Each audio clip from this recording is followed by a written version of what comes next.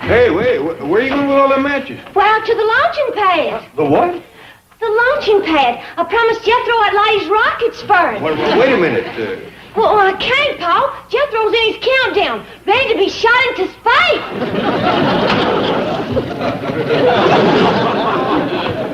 Where you going, Jed? I'm going out to get Jethro. Well, before you go, I got something to tell you. Well, Jack, Ray, this is kind of important. Now, so is this. Jethro has turned over a new leaf. No more putting windmills on the truck and trying to fly and such foolishness. Yeah, Granny, I'm afraid it's kind of... Now, listen to me, kid. I don't often get a chance to speak good of Jethro. But he was up at the crack of dawn this morning plucking chickens for me. Yeah, well... He plucked 27 chickens. I got him in the icebox in the freezer. I'll see you. T-minus 20 seconds. Light the matches. T-minus 15 seconds. Light the skyrockets.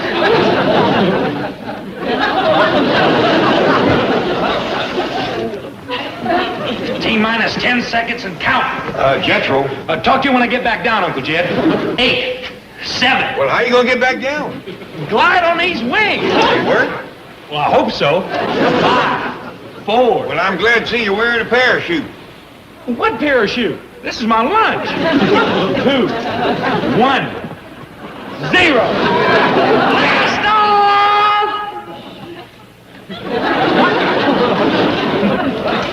Doggone it, I must have had a power failure. Yeah, now, step down, boy. I want to talk to you. It took 27 chickens to make them wings. I know. Ellie Mae, honey, take them matches back up to the house and help your granny. I want to have a talk with Jethro. Sit down, boy.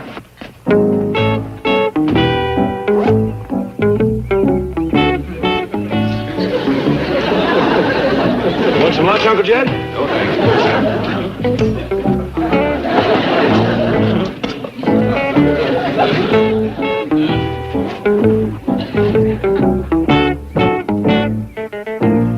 Thought you said you didn't want none. Boy, how were you going to eat all that stuff up there in the air wearing them wings? Well, I'd have figured that out. I got awful quick mind. But that's one reason why I was cut out to be astronaut. You got another reason? Heck yeah, lots of them. Uncle Jed, this country's in what you call a space race. And spells like me that's going to win it. Well, ain't no finer reason than doing it for your country. Yeah, it's mostly for my country, but there's something in it for me, too.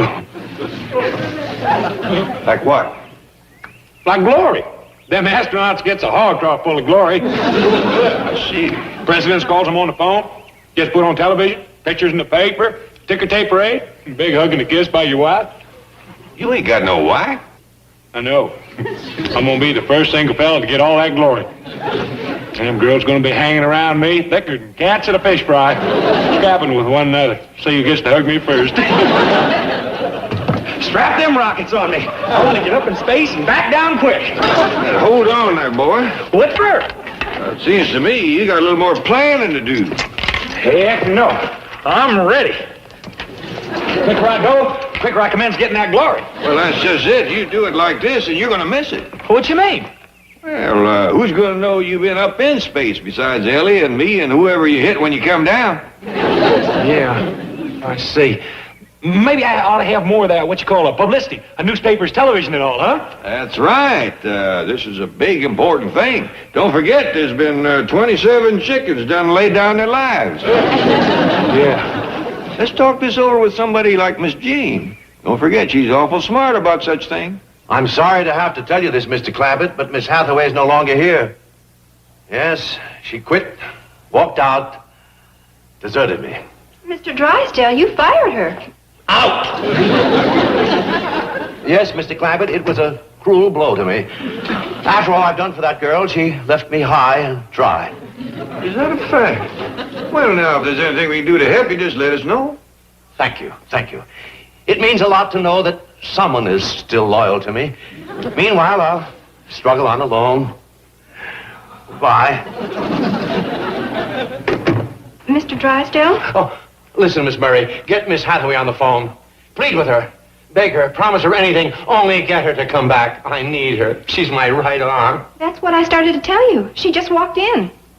Oh? Came crawling back, did she? Not so fast. You think you can just walk in here and plunk yourself down at your old desk, eh? Well, I've got news for you. I might not take you back. I've got news for you. I'm not coming back. Huh? I simply dropped by to clean out my desk. Goodbye. Wait, can't you tell when I'm joking? Where's your sense of humor? Now, come on, sit down and go to work. And I won't even dock you for the half day you missed. Mr. Drysdale, I was unjustly accused of neglecting my duty, summarily discharged, and replaced without even a chance to defend myself. Oh, that's terrible. Well, I think perhaps this has all happened for the best. I have always wanted to pursue a career as a folk singer, and now I shall. You a singer? Now, wait a minute. I think you're great. Didn't you hear me applaud? I heard you laugh. That's because I'm happy. Now, I've got a great idea. You can give folk singing concerts right here at the bank. Oh, really? Yes, every Friday after work, we'll herd all the employees into the basement, and we won't let them go home until they listen to you sing. Wait, Miss Holloway. If you'll stay, I'll give you a $5 raise effective immediately. I presume you mean $5 a month. No, I mean $5 a year. No, wait a minute, listen. That can add up. 50 years, that's $250. Yeah. Oh, Mr. Clampett. Yes, I'm still very upset about Miss Hathaway. Well, cheer up. I got good news. LMA is coming down as secretary for you. Ellie Mae, well, I'm not sure she can handle it. Don't worry. If she can't, Granny will pitch in with her. Bye. Miss Hathaway, wait! I'll make that raise $750 a year. Well, Miss Jane, come in. Thank you, Mr. Clampett. I see you toting the guitar. Yes, I am no longer working at the Commerce Bank. Yeah, Mr. Drysdale told me about that. He's right upset with you. He's upset with me? Downright grudgeful.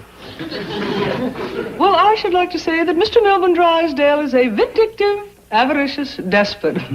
Well, I'm glad to see you got no hard feelings against him. Makes me feel better about the whole thing. Me too. Oh, by the way, are Mr. Flatt and Mr. Scruggs about? Well, no, Miss Jane. They left for home for Nashville this morning. Oh, that's too bad. I was hoping to play some of the songs I'd worked up for my act. Well, you're in earnest about this singing business, ain't you? Oh, yes, indeed, Mr. Clampett. It has long been my secret ambition to interpret the folk music of our land.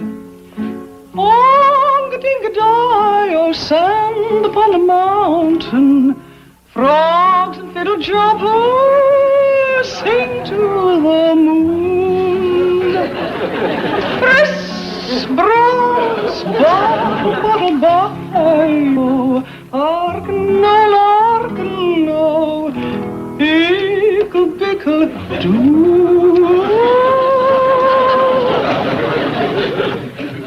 Not a call for that, is he? Oh, yes, indeed. Folk singers are all the rage today. Some of them become public idols. Personally, of course, I am not interested in the glory. There's glory in it, huh? For those who reach the top. Tell me, Miss Jane, do you reckon Jethro could plow any kind of a rut at all with that folk singing? Jethro? I didn't know he was interested. Well, I'm kind of hoping he might be. You see, here lately, he's been fooling around with...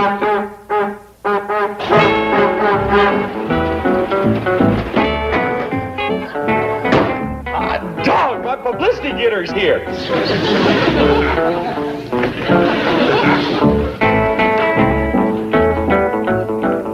Howdy, Miss Jane. Sure, I'm glad to see you. Thank you, Jethro. I stopped off at the television station to show them my stuff, and they treated me like I was some kind of a nut. Oh, you took Ellie to the bank first. Heck yeah. I was glad to get rid of her and her critters. Miss Jane... Critters? Yeah, she took along a whole mess of them just so she wouldn't be lonesome. Miss Jane... Well, boy, how did that set with Mr. Drysdale? I don't know. I dropped Ellie and the whole mess off out front. I better give him a call. Excuse me. Oh, boy, Miss Jane's got an idea for you. Are you going to help me get some of that glory? Well, frankly, it depends upon how well you can sing. Sing? And hopefully accompany yourself on the guitar. I'm going to have a hard enough time just eating lunch. Didn't Uncle Jed tell you? I'm going to be wearing these here wings when I get up there. Flapping and swooping around. Jethro, you don't need a gimmick like this. Well, I'm going to need something when these skyrockets burn out. You're going to fire rockets? Well, yeah. Oh, just to get me started. Now, spread these here wings. Jethro, dear boy, these are just cheap attention getters. If you have talent, you don't need them. I don't? Not at all. Oh, it may take you a little longer to reach the top, but when you hit, you'll be a much bigger smash. Mr. Drydale? Oh, this is Jed Clampett. I just wanted to make sure Ellie's critters wasn't being a nuisance to you. Oh, no, not at all. I love the little thing. Lots of company. Plenty more around here if you want them. Not right now. The goat had just had some what? Negotiable security. Wow. She's hard to please. You're lucky you found something she likes right off. Mr. Clampett, come quickly. Jethro says he's going to rocket himself into space. He's on his way to the launching pad now for the countdown. Talk to you later, Mr. Drysdale. Well, so long, Granny.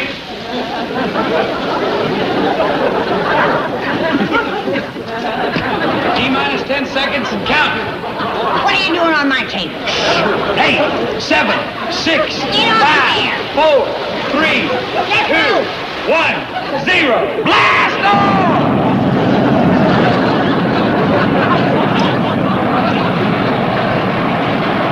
Where'd he go?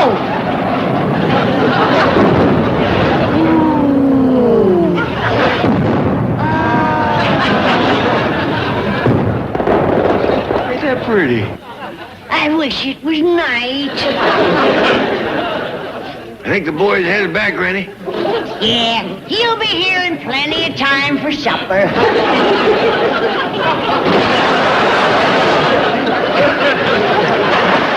Must be what he calls a splashdown.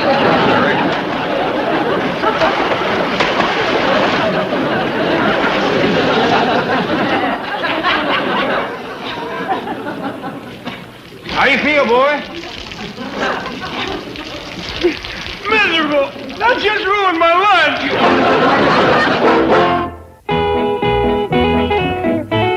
Dad, we gotta put a stop to that astronaut foolishness. Look how them rockets scorch Jethro's paint. Well, Miss Jane is fixing to get him off on another track, Granny. The boy's just looking for a quick way to glory. Well, if he ever comes down and misses that water, he's found it. Where's Jethro? Out drying off by my kittle fire. He'll be in directly. Miss Jane, how would you like to stay and take supper with us? We're going to have stewed chicken. He's gonna have chicken soup, and not much of that. How come? While he was drying, old Gobblejaw's done some snacking. Well, I reckon flapping them wings around up there must have given him an appetite. I can't believe that Jethro would actually rocket himself into the air and expect to fly. That's all he can think about anymore. Ain't nothing in his head but space. You can say that again. Well, I didn't mean for it to come out the way it did. What I meant was the boy... I believe I let it stand. All dry now. Oh, Miss Jane, I didn't know there was women here. I'll go get you some other pants. Meanwhile, Jethro, let me urge you again to take up the guitar and Well, forget it, Miss Jane. My next trip, I ain't taking up nothing but a parachute.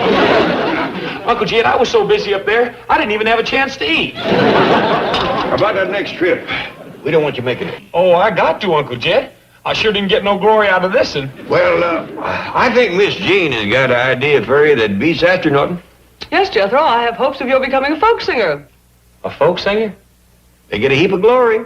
Yes, picture yourself performing on the stage, appearing on television, in nightclubs, making records, the idol of thousands of fans. Mostly girls. Really? You're a star. All right, I'll be one. Yes, well, of course, first there is the little matter of, Look who's here. Howdy, Mr. Drydale. Howdy. Hello, Miss Hathaway. Hey, I'm going to be a star. Yeah, the boy's going on television and everything. Jethro? Hey, Granny, give me my pants. Oh,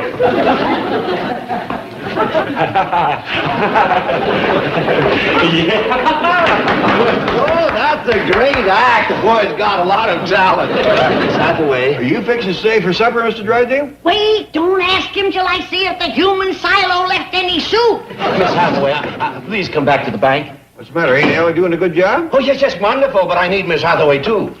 Sorry, Chief. That is, ex-Chief. But I have an appointment to audition for a theatrical agent. Oh, please. Well, now, don't fret, Mr. Drysdale. Like I said, Granny'd be glad to pitch in and help. That's all I need. Well, that's settled then. Uncle Jed, can I borrow your Corton guitar? Well, sure, boy. Miss Jean's going to audition for her agent. You can go along. Well, let's go. Just a moment. Jethro, you'll need preparation first. I'll talk to the agent about you. Meanwhile, practice. Bye. No, wait! Please. I checked the chicken pot, Mr. Drysdale. There's plenty of soup. You can stay for supper. No, I can't. I need you at the bank. Well, then I better change. Where's he going? Well, I reckon he couldn't wait. Jethro'll drive you down. Oh, Miss Jane says I got to practice. Practice what? Folk singing. I'm going to be a star. Him? Miss Jean thinks he can sing in front of a big audience. Sure be a lot safer than astronauting.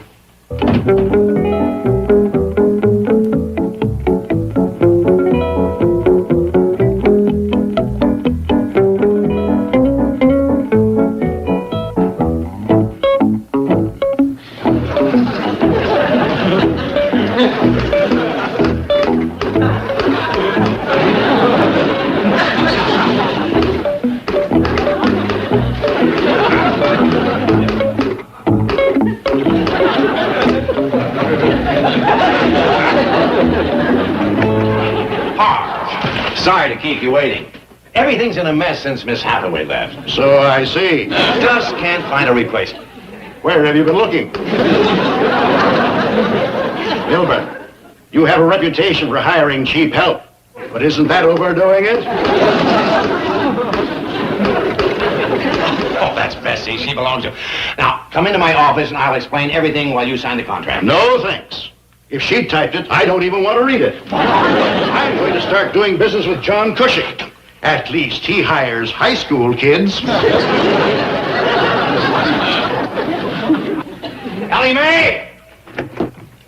Ellie Mae, that goat eats securities. I told you to get her out of here. Well, I did, Mr. Drysdale. I put her down in a vault, and now she's sick from eating too much money.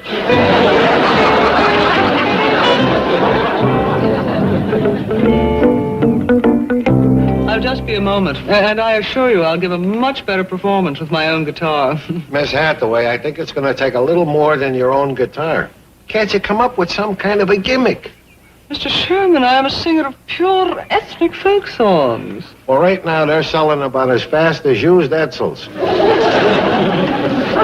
Hey, Miss Jane! Oh, dear, I'm afraid this young man is going to want to audition for you. What does he play, the electric wheelbarrow?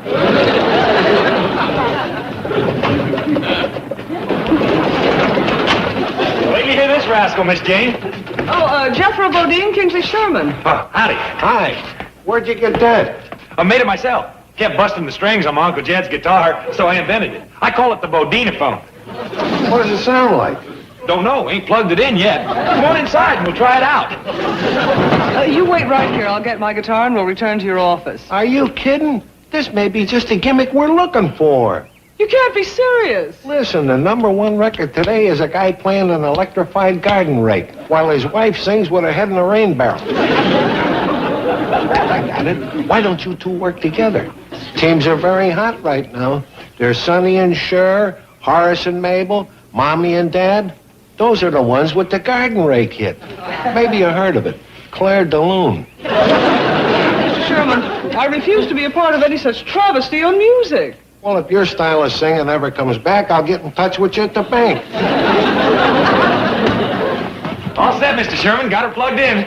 Okay, kid, let's hear it. Oh, my darling. Oh, my darling.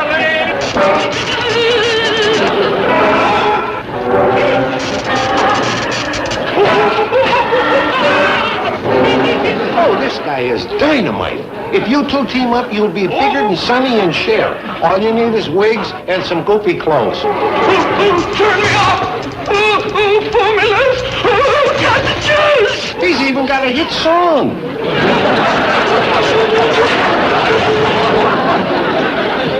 Oh, hold on. Wait a minute. The fella from the record company is here. He wants to hear you two do your number again. Uncle Jed, I ain't playing that Bodina phone no more.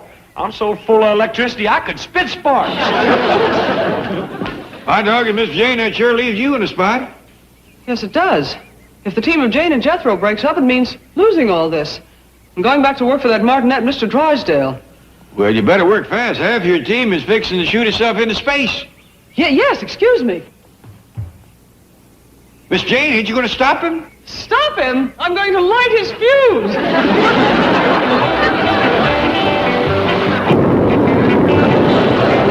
Bye, Jen. I'm gonna. You ain't either. I am. You ain't. I am. You ain't. Hold on, Jethro, you tell me. Well, I forgot. There's the king coming to stay at the Drysdale's house. King Alexander. Yeah, now I remember. Let me tell him. Well, I'm telling him. You ain't. I ain't. Hold on now, Jethro, you tell me. Well, it's a foreign-sounding name. King Alexander of Sylvania. Real live king, huh? No wonder they had so many folks over there fixing and cleaning. Yeah, Miss Drysdale even hired us. To do what? Stay away. Take that back to her and... Hey, no, wait a minute, Uncle Jed. We can make a lot of money if you'll just play along. What you mean? Well, she said she'd double this if we could keep you and Granny out of sight, too. Good morning, Chief. Good morning. Get someone to sit in for you. I want you to drive me to the yacht harbor. I'm meeting Margaret down there to pick up King Alexander. How exciting! And you look so handsome.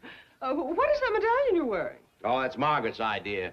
She thought when I met the king I should be wearing a decoration. It's very impressive. Where did she get it? From my den. It's an ashtray. Watch it, Miss Hathaway.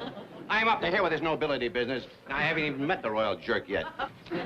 Chief, what about Ellie Mae? Your wife says King Alexander is one of the world's most eligible bachelors. Worldly, handsome, witty, charming. Look, those things don't count when we're talking about a lifetime companion for my sweet little Ellie. Well, naturally, he'd need other important qualities to make him a good husband. Right, and he doesn't have them. No? Not a nickel. That's not what I meant. But why do you say that? Because I've checked every financial rating book here, and he isn't even listed. Well, he probably has a secret Swiss bank account. Alexander is the last of the big-time monarchs, always at one resort or another, on a yacht somewhere. Really? Yes, I've read that he's worth billions. Billions? Well, maybe he's a man of good character after all. Good character or good credit? There's a difference. Oh, Miss Hathaway, what if the king and Ellie Mae were to fall in love and there was a merger? I believe you mean marriage. Yes, we've got to introduce them right away. But Chief, it will take time to teach Ellie enough protocol even to meet the king. Sir Milburn Drysdale, banker to the Royal Majesties. Oh, with the king's billions and the Clampetts' billions in my bank, I can wheel and deal with the big money boys.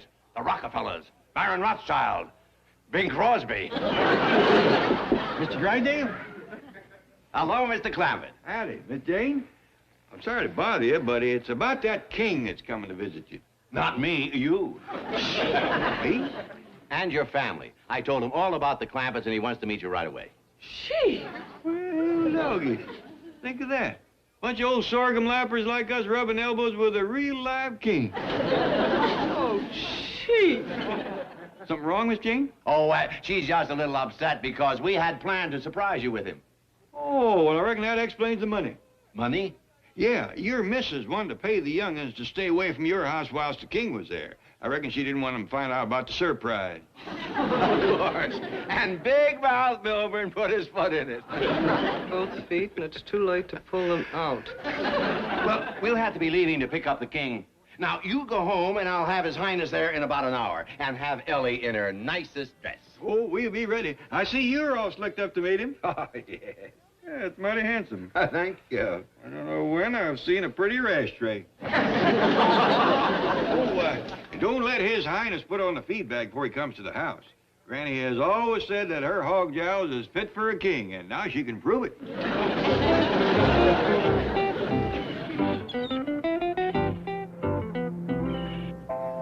No more. Telephone call for His Royal Highness King Alexander of Sylvania. Put the call in here. It's for you, Alex. Yes? Oh, thank you. My new host, Miss and Mrs. Drysdale, just Robin. Alex, why don't you stop being an international freeloader? If you'd settle down and apply yourself, you could be a first-class busboy. I am a king, not a steward. I was supposed to be a guest on your yacht. For the first 2 years, you were a guest. From then on, you pay for your passage. I offered to pay. I have billions in my Swiss bank account. You have billions of Sabellian gluttonies. The currency of my country. Why, this paper napkin is worth more than a gluttony. Wait a minute. It is a gluttony. I ran short of napkins. The Drysdale are just here. Please go. Huh? Oh, excuse me. Can I borrow your coat? All right. Ah, thank you. I shall remember your kindness when my people return me to the throne of Siberia. Oh, stop dreaming, Alex. You're down to sponging off bourgeois Beverly Hills bankers. Yes, but they will know bourgeois Beverly Hills heiresses. I will marry one, and then, presto, the gluttony will again be worth something. Well, they're worth something already. They make fabulous napkins.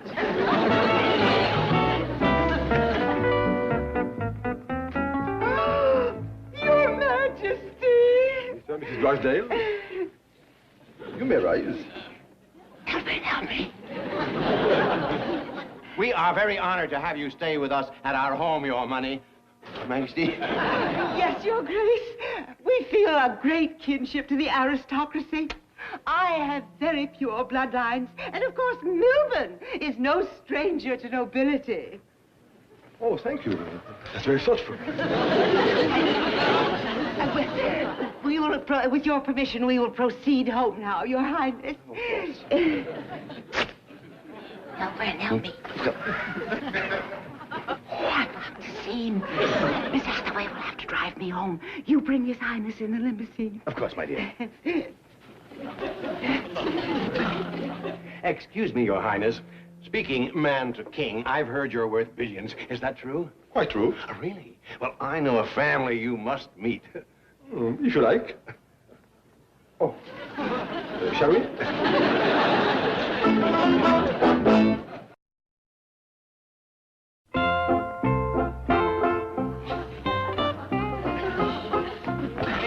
His Highness will be here any minute now. Where's the young'un? You ready for him? Don't go getting excited. And what do you mean, am I ready for him? Well, I mean like special victuals and such. It ain't every day we get to swap howdies with a king. His Highness is going to get my ordinary company victuals, just like anybody else. Being a king don't make him no different than you or me. All right, Granny. You ain't going to catch me carrying on about him. He's just folks as far as I'm concerned. I ain't going to get excited or flustered or discombobulated. All right, Granny, but I don't think you'd be making too much fuss over him if you was to put on some shoes.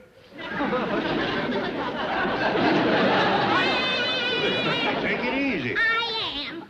I just don't know what happened to him. I had him on just before I put my corn phone in the oven.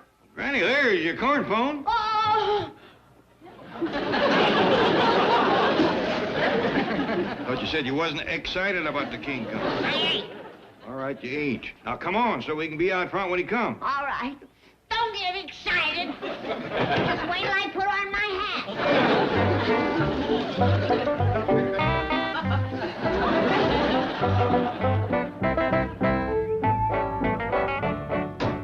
I'll take you to my home in a moment, Your Majesty, but first you must meet the Clampetts. It's a nice little place. Is there a Miss Clampett? Yes, and I think you'll find her most unique. Not what you'd expect from the daughter of a multimillionaire. Multi? Is that in dollars, drachmas, rubies, what? Dollars. No, they're just one of my smaller accounts at the bank, 70 million or so. 70 million? Of course, that's nothing compared to your assets. Fortunately. I beg pardon? Fortunately, I have learned the common touch. I am looking forward to meeting Miss Clampett. Oh, her name is Ellie. Just perch Andy's company from home. It ain't the same. Jethro says that kings wear gold crowns and fur trim sugar and cakes and... Come in, come in. Come in, Your Highness. I seem to have lost my money clip. You see, he ain't nothing to get all boggled over. You can say that again. I look outside. May I present His Most Royal August Highness, King Alexander of Sabavia. Howdy, I'm Jed Clampett. Oh, Mr. and Mrs. Clampett? Oh, no, we ain't married. Oh, but then you must be the beautiful lady I've heard so much about. Miss Clampett? Ellie, what an exquisite creature you are. Silver-haired beauty. Ellie. Granny, he thinks you're Ellie. Say something. Oh. In good time, Jed. All right.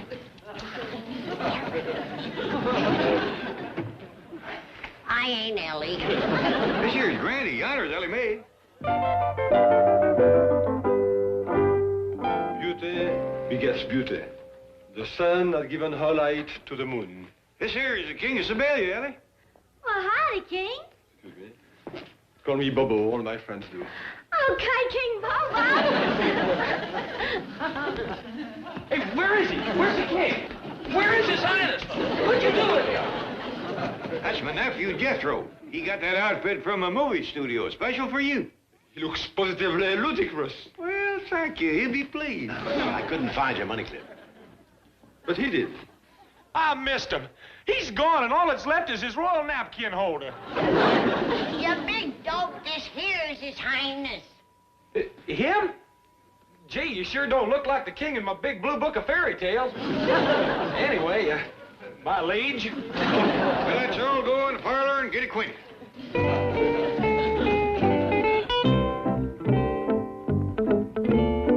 Hello, Miss Hathaway. Chief, where have you been? Your wife has been phoning every 5 minutes since I took her home. She thinks you kidnapped King Alexander. For once, she's right. And he couldn't have cared less about protocol when he saw Ellie Mae. Well, I hope there's no language problem. What do you mean? Those two can speak in a universal language. You mean love? Money. Milburn? Quick, lock the door. Hello, Uncle Milby. Doreen, what are you doing in town? The question to be answered is, what have you done with His Highness?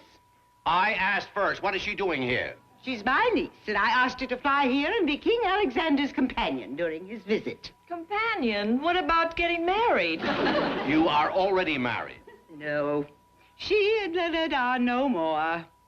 Poor little thing. She rushed into it before she was ready. But I'm not bitter. Maybe my next husband will be Mr. Right. 7's my lucky number. Leonard was number 7, dear. Now, what have you done with Alexander? I think he's visiting friends. I don't know what you're up to, Milburn. Probably something to do with his money. But Doreen is not going to let you out of her sight until she meets the king. Right, Auntie Meg. I've never married royalty before. Unless you count the Pancake King. You stay right here, dear. I'm going to see if His Highness is in the basement. Doreen, why don't you fix your makeup in there? You want to look your best when you meet the king. Oh, I sure do. How's this for openers? You always were a shy little thing. What am I going to do? She'll wreck everything. Howdy, Mr. Drysdale, Miss Jane. We done invited King Alexander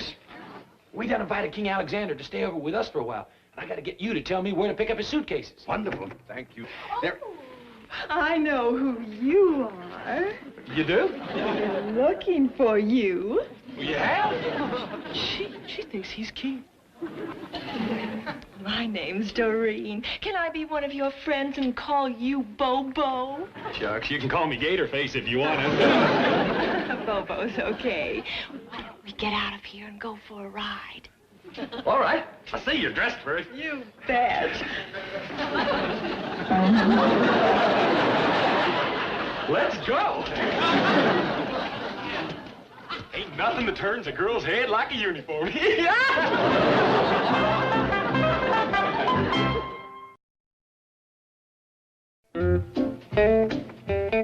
Jed? Where's His Highness? I'm all ready to serve him and Ellie a courting dinner. I'm having groundhog goulash. Granny, I'll try and hold up on the victuals a mite. He just went down to the cement pond to talk to Ellie, and I never seen anybody in such a dither. Well, after all, he's the first king Ellie ever met. Well, it ain't her that's in a dither, it's him. Let me look. Hold on now. I don't want to go spying on him. Then you wait here. I will. You tend your business. Oh, all right, Jed. It's just that I'm so dad-blamed excited. I know what you mean. Thinking about Ellie getting married to a king. I can't. It's enough to think of Ellie getting married at all. I got to admit, it looks pretty good, though. Him accepting our invite to stay over and sending Jethro out for his bags, you know. And we know he ain't no fortune hunter. Mr. Drysdale says he's a billionaire. I think I'll just slip out and give Ellie some advice on romance. Granny, love will find a way. It don't need you riding point. Ah, Ellie Mae.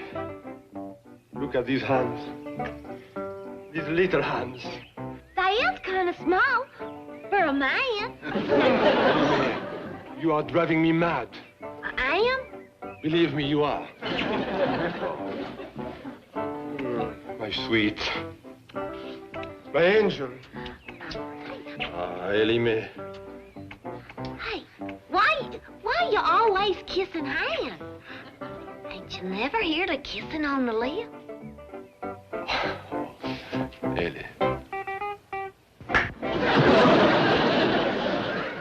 Sorry, I hope I didn't hurt you.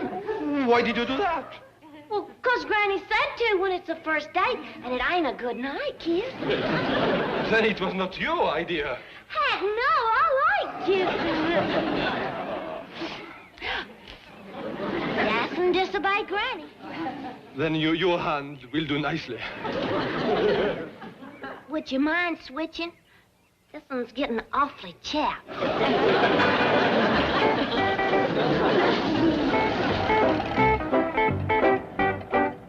Well, here we are. This is the Drysdale place. I thought you owned all sorts of fabulous sports cars. Oh, no, just this one. Thanks for the ride. Yeah, now I'll pick you up right here for our date tonight. But I thought you were staying here, too. Oh, heck no. Already live next door. Oh, that's a break. What are we going to be doing tonight? Oh, I got some real big plans. We's gonna go frog hunting. Frog hunting? But you're the king. Yeah, I am pretty good at it. Sure aren't what I expected. This truck and frog hunting tonight. And as for your famous wit, I've only seen half of it. Thank you. I ain't even warmed up yet. Well, till tonight. Yeah, and wear some old shoes. Thank you.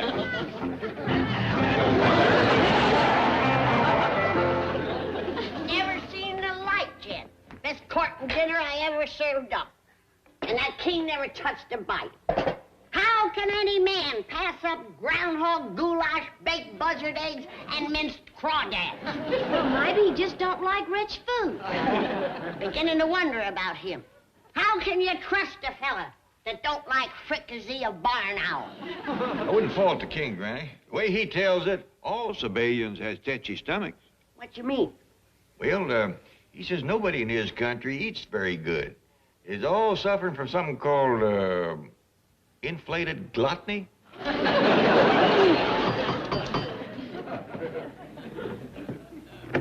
Oh, thank you, Your Majesty. I heard you were staying, so I dropped by with your luggage. I'm sorry that there is so much of it. I am carrying several suitcases full of currency. Really? Of course, with your kind of money, I suppose a suitcase full here and there doesn't amount to much, huh? With my kind of money, you are absolutely right. So if you're staying here, why don't you let me keep it for you at my bank? Very well. Why don't you open an account for me with the money in these two, huh? Wonderful. And do you want me to contact your Swiss bank for the balance? Well, perhaps after Ellie and I are married. You're getting married? I am mad about her. Unfortunately, her enthusiasm for the idea does not equal mine. Well, just how much enthusiasm does she have? Roughly speaking, none. She can't refuse you. You're the king of Siberia. I know. But to use her exact words, she said, that don't cut no mustard with me. Well, pardon me, Your Highness. Maybe it's because you're not acting enough like a king. What? Well, I mean, don't you have a uniform you can impress her with, a crown or a cape or something like that? Of course, but do you think that will make much difference? Oh, howdy, my lady. Mr. Drysdale, somebody left these suitcases on the front porch. They belong to His Highness. Thank you, Jethro. Well, thank you. That niece of yours sure took a shine to me. I don't know what done it. Either my uniform or my personal poise and magnetism.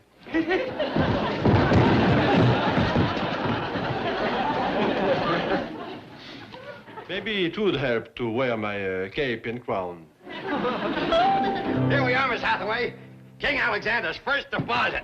In cash? There must be $100,000 in each of these. He's got $3 billion more. Hey, wait a minute. What's this stuff? It's Siberian currency. King Alexander's a billionaire, all right, in gluttonies. Well, it must be convertible to dollars. Look it up in the exchange rate. I am. Let's see. Francs, guilders, gluttonies. Yes, they're worth 4 to the dollar. Well, that's still almost $1 billion. No, Chief, the rate is 4 tons of gluttonies to the dollar. Wait, there's a footnote. This rate is good only during world paper shortages. The rest of the time, they're absolutely worthless. Chief! Oh, don't take it so hard. You're not out anything. I may be out the Clampetts. That royal thief is up there right now sweeping Ellie off her feet, and I told him how. That's the gluttony. Maybe we're not too late. Ellie, I am a king. I offer you a life of complete luxury. Never again will you wear blue jeans. You will always be at the height of fashion. Only the nobility will speak to you. They will call you Your Majesty. Silence. Servants will wait on you hand and foot. You will drink vintage wine and eat gourmet food. You will do no work. You will sleep till noon every day. You will lack for nothing. Now say you accept. I'm sorry, King, but it sounds just awful. You are refusing me? Yes, Your Majesty. But I ain't. What? I was listening to the whole thing, and boy, that's a lot for me. Oh, hi, Doreen. There's the king. He's the one that took me for the ride. He took you for a ride, all right. That's Jethro. There's the real king. Your Majesty. Doreen, I gotta break our date tonight. I'm going to Siberia to live a life of luxury. Drysdale, madame, I'm afraid I must say goodbye. The yacht I came in is sailing in 2 hours. Hot dog, I'll get packed. But you can't leave. You haven't gotten to know Doreen yet. Oh, forget it, Aunt Meg. I am going back to Boston. Jethro was bad enough, but this one looks like something out of the big blue book of fairy tales. Doreen! Oh, forgive her, Your Majesty. She's really lovely and single. Is she by any chance rich? Well, she's gotten 7 divorce settlements. Wait, mademoiselle, wait! I will make you my queen! Well, this is the last of the court and dinner leftovers. Ellie, hope you don't feel too bad about the king leaving and chasing back to Boston. Well, heck no. I never did love him. And when he put on that crown and got so uppity, well, I didn't even like him. Leastways, he said we could have his suitcases. I can hardly wait to see what's in them. I already looked, and every one was filled with nothing but paper napkins. But they're nice ones. Well, tuck them in and let's eat.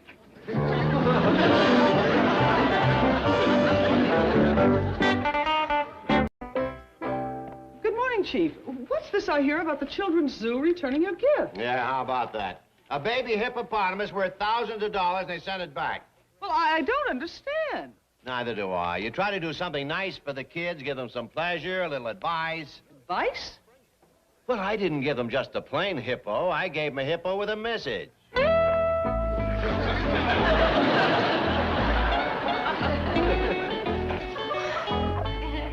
Chief, how could you? Now, what's wrong with that? Kids don't read enough these days. But it's turn a baby hippopotamus into a signboard. Oh, it's only water paint it washes right off. That way I can change the message every few days. Uncle Milby? Well, Milburn Drysdale is kind of cold and formal.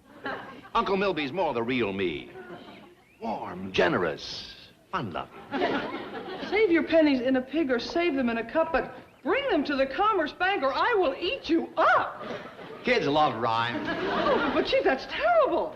Well, maybe I can think of something better. No, I mean, the whole idea is thoroughly reprehensible. What are you talking about? I'm entitled to get something for my money. What money? You got this animal by foreclosing on a stranded circus. Well, what's the difference? A kid would have loved him. 1 week, we could have painted nursery rhymes on him, like, Pussycat, pussycat, where have you went?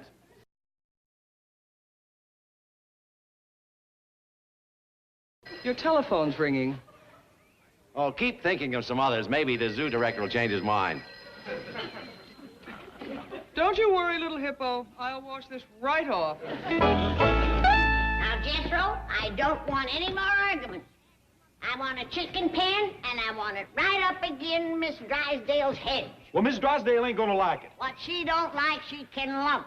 If I put the pen up against the hedge, some of the chickens will slip through and go to scratching up Miss Drysdale's flowers. You think so? Is you trying to provoke a scrap with Miss Drysdale? Why, Jethro, she's my next-door neighbor. My dear friend. A lovely lady.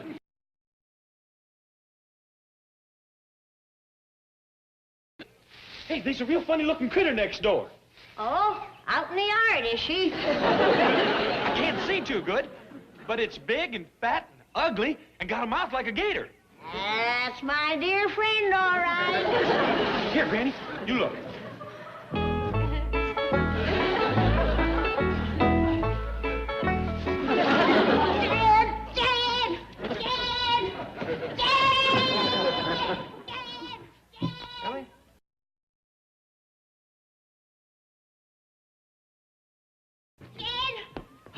Complains when I tries to raise chickens in the back? Miss Drysdale. And who is it squawks when I tries to raise a cow? Miss Drysdale. And who is it screams to a high heaven when I try to run a goat or a sheep? Granny, what are you getting at? I'm getting at this. That spiteful woman has turned her backyard into a hog lot. A hog lot? Granny, Miss Drysdale wouldn't touch a hog with a 10-foot pole. She's got one now that she better not try to touch without a 10-foot pole. What you mean? We raised us some big porkers back home in the hills. But this hog makes a razorback look like a ground squirrel. Come on, here. Come on. Is that a hog or is that a hog? That's a hog. Biggest thing I ever did see. When you yell suey at that rascal, you better not stand twixt him and a trough. You know something? I don't think that's a big hog at all. Shh. Don't mean mouth him, Ellie. I'd hate to get that hog riled. I mean, he's something else. Just better. I wonder where Miss Drysdale got to hold him. Ellie, run around the back door and ask her. Granny, I think this critter come from Africa. That must be someplace in Virginia. Virginia? Yeah, they raise awful big hogs there. Feed them on peanuts. Well, there's a goober grabber if I ever seen one.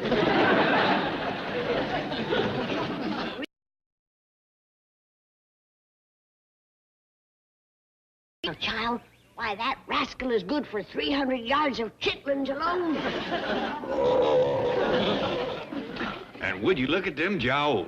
Take a tub of turnip greens just to season them. We gonna butcher him, Uncle Jed? Well, he ain't ours to butcher, Jethro. Oh, how I wish he was. Well, I'm telling you, that critter ain't no butchering hog. And I'm telling you, you're deaf. That animal is standing on a pair of 200-pound hams. And that bacon would fill a smokehouse. Look at the size of them pig knuckles. But listen, Ellie, you run ask Miss Drysdale where she got him, like I told you. And while you're at it, ask her, could we buy him off her? But, Paul... If he may do as you're told, time is a-wasting. Uncle Jed, if you buy that rascal, we's gonna be eating high on the hog, sure enough. High, low, and in between. First thing I'm going to do is send one of them hams to Lee Summit, Missouri. That Willie Marr thinks she can cure a big ham. Granny, can't you just send her a picture? Why, you'd be giving away 1,000 ham sandwiches. No, Jethro. Missouri is the show-me state. They gotta see it to believe it. They could see this and still not believe it. Granny, the maid says Miss Drysdale's back in Boston. Do tell. What about the mister? Well, he's down to the bank. Ain't nobody home but the maid, and she don't know nothing about this critter. Well, nobody's home, huh? Jethro, instead of a chicken pen, you make me a hog pen. Ellie Mae, you... Hog pen? Granny, you ain't fixing to bring this critter home. Well, somebody's got to look after him, Jed. He's wasting away to skin and bones. You leave him right there till I talk to Mr. Drysdale. Well, suppose he don't want to sell him. Well, then that's our tough luck. Come on, everybody. Giddy up, come on. Granny, I said leave that hog here. Jed, I'm doing everything I can to keep him here. I'm even sitting on him.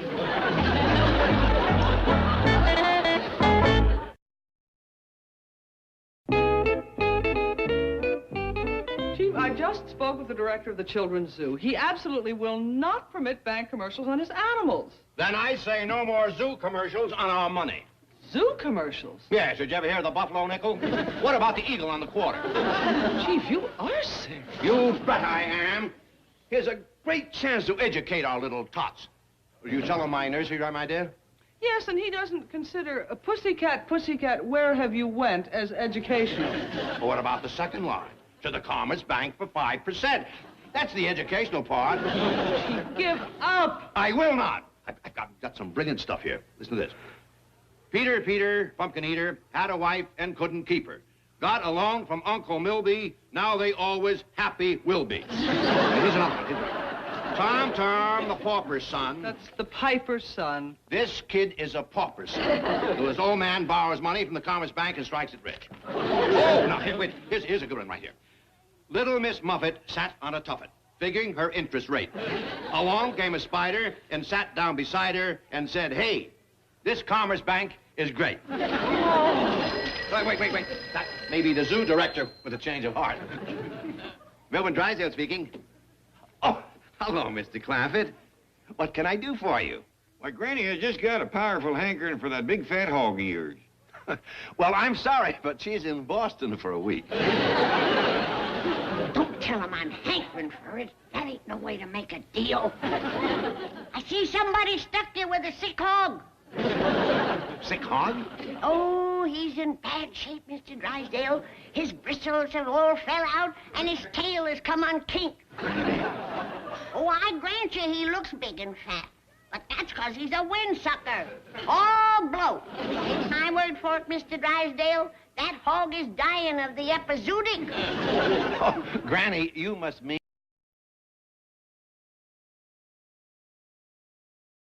from you, just for the hide and the tallow. Mr. Drysdale, I hope you'll forgive Granny for trying to shuck you out of your hog. We'll call you back. Bye. Granny, I am plumb ashamed of you. What do you mean? It's always open season on drummers and city slickers. Not when they're your next-door neighbors. You have done hurt Mr. Drysdale to the quick. I'll bet you he's fit to bust down and cry. Granny's dying to buy that hippo. She thinks it's a big hog. Chief, whether it's a hog or a hippo, she won't be allowed to keep it. Oh, I know that. Eventually, she'll have to give it to the zoo, the children's zoo. And there'll be a little inspirational message on him for the kiddies. Where are you going? Sick leave. You're not sick. If I don't leave, I will be. Come out of here, doggone you.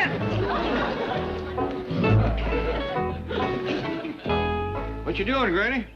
Oh, hi, Jed. Hi, what you doing? Trying to get my rope out of the Drysdale's yard. Must have snagged on something like a root or a stump. Or a hog. A hog? Why, yeah. I'll bet you that's what happened. That poor starving critter probably swallowed the other end of my rope, thinking it was a big stalk of sugar cane. You think so? Yeah. We gotta save him, Jed. Why don't you call Mr. Drysdale, see if you can make a deal with him for that poor, sick, miserable beast. Granny, the other end of this rope is tied around that hog.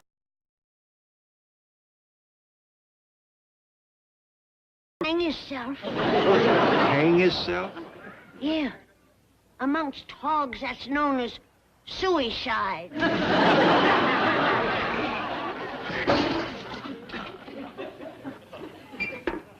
What you been whitewashing? The chicken house. We ain't got no...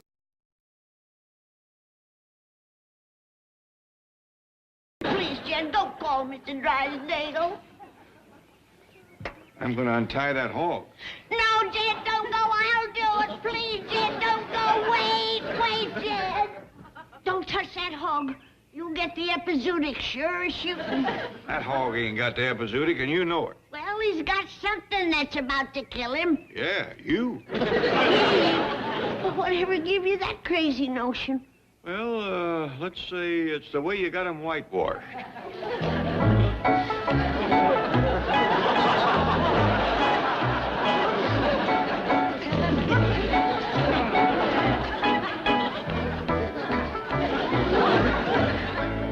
Wash this hog down, and then you're gonna let him be. Jed, I can't leave him here alone and unprotected. The wolves might get him. Wolves? You know how they like little pigs. I've never seen you so bound and determined to get your hands on a critter. What is it? Jed, all my life I've wanted to win first prize for the biggest ham at the fair. And Willie Marr always beat me out. I'm an old woman, Jed. This is my last chance. If I could just go to my grave with a blue ribbon, I'd be the happiest woman alive. Granny, I can understand you wanting this hog, but buy him off Mr. Drysdale fair and square. All right, Jed, I will. After all, it's only money. You can't take it with you. That's the spirit. Now, what do you figure is a fair offer? Well, he's our next-door neighbor and our very dear friend. How about $1.25? All right, kid. I'll go $1.30. But for that price, he's got to pull it through the hedge for me. $1.30? Granny, that hog will weigh out at close to 1,000 pounds. That's all hoof and hide. Why, dressed, I bet you he wouldn't go 20 pounds.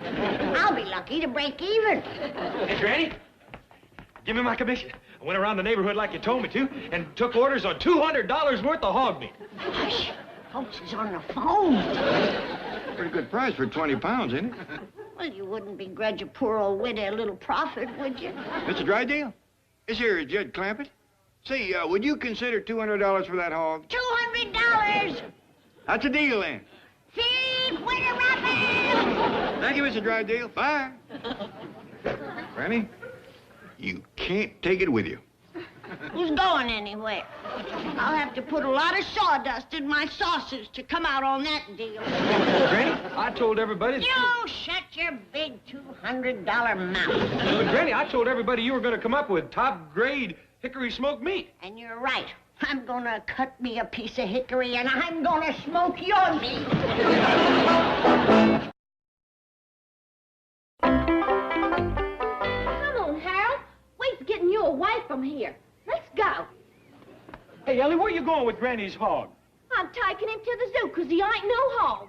Well, he better be a hog. I done sold $200 worth of that rascal, and I ain't even up to his spare rib. Well, this critter's what you call a hippopotamus. Can you get $200 worth of bacon, pork chops, or country sausage from a hippopotamus? No. Then this is a hog. No, it ain't. It's a hippopotamus. Don't say that, Ellie. You're going to cost me a fortune. Look, I'll show you what my commission comes to on what I've sold up till now. Look at here. $200 worth of orders. Now, that's 2 naught naught dot naught naught. Now, I get 5%. That's dot naught 5, and I put that under the naught naught and times it. Let's see, 5 noughts is naught, 5 noughts is naught, 5 noughts is naught, 5 noughts is naught, 5 noughts is naught, 5 twos is 1, and a naught. Now I just add that all up, and put down the knot. Well, I made me $1,000 commission. Oh, $200 worth of orders? It looks like in the meat business, the money's in the selling. I'm gonna get rich just selling your sausage. There ain't gonna be no sausages, 'cause this here's a hippopotamus. hippopotamus. It might be a hippopotamus now, but it's coming out of that sausage grinder a hog. Yes, it is. Tie me down to Ellie Mae. That hog ain't to be played with. Now, you take him around, get him. What do you mean, Granny? Ellie will take our hog to the zoo. Ellie's gonna take him back to the trough like I told her. But, Granny, listen. Now, you listen, child. That hog's hind leg is gonna send me to my grave a famous woman. For years, they'll be talking about the Daisy Moses Memorial Ham. Right on, Jethro?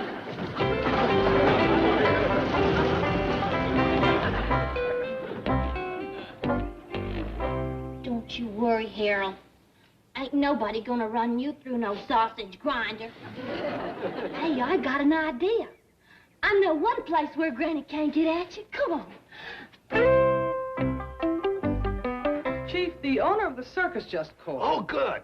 Did he get the bank commercial tattooed on my fat lady? Of course not. He wants to know if you'll take a baby elephant off his hands. No, I won't. The Children's Zoo would love to have it. They would, eh? Well, maybe we can work something out. Now, let's see. A nickel drop into my trunkle. Draw 5% from sweet old uncle. No, Chief, no. I have told you the Children's Zoo will not permit you to paint bank commercials on their animals. Then they don't get the elephant. No more, Mr. Nice Guy. Chief, listen, please. It seems that the baby hippo and the baby elephant were inseparable companions. Now the baby elephant is pining away for his friend. They should be together. But how can they be? I just sold the hippo to the Clampetts. They think it's a big hog. Hey, wait a minute. Maybe I can tell them the elephant is a long-nosed calf. Can we come in? Granny, Jethro, how are you? How's that big hog? He's too darn high. That's how he is.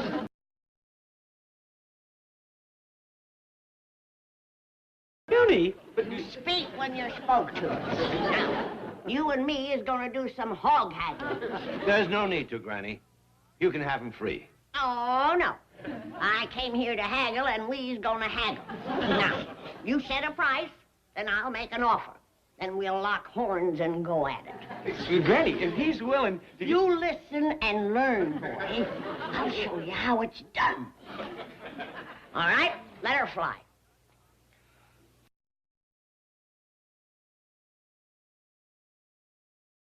What? 50, and that's my last offer. Well, all right. So? Get him. He don't know what hit him. But, Granny, he was going to sell you the hog for $30.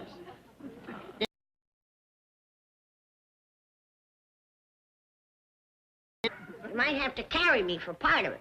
Oh, no problem. Oh, Granny, as long as we're dealing, how would you like to buy a long-nosed calf? Oh, no. No, Chief. You are not going to sell her that. But if she wants it? No, I absolutely will not let you. Jethro, you are now watching the oldest trick in the haggling business. You see, she, pretending that she wants the calf, is supposed to make me want it all the more. That's what they call chumming the sucker. Here's your money for the hog. We'll talk about the calf some other time, when your partner ain't around. Well, I'll be right with you, Granny. Mr. Drysdale, I'm going to open up a big account with you. I'm making money hand over fist. Wonderful. How you doing it, Jethro? Well, selling meat on commission. I made $1,000 already today. What kind of meat are you selling? Oh, hickory smoked ham, bacon, chops, ribs, you name it, I got it. Well, then, put me down for $50 with the bacon and ribs. I'll take $20 worth. Hot dog. 50 and 20. Not, fetch down the knot.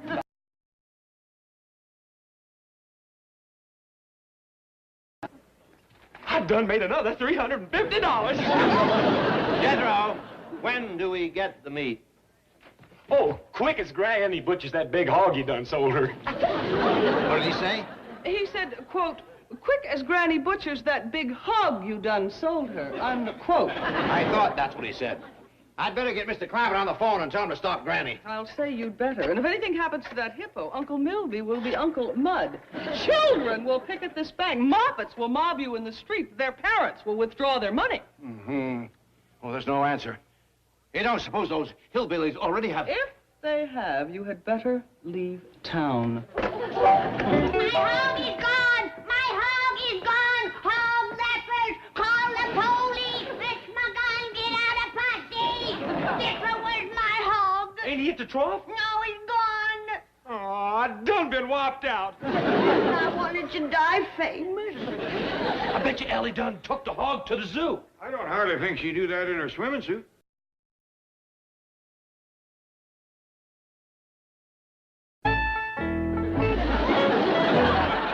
Like the water, don't you, Harold?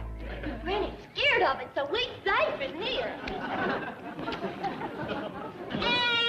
Ellie Mae's drowning my hog. Quick, Jethro, jump in and pull him out. Give him mouth-to-mouth recitation. I ain't getting close to them jowls till he's on a plate. He won't drown, Granny. He likes the water. He'll shrink. His hide will pucker. Get him out of there. Well, I ain't coming out till you promise not to butcher Harold.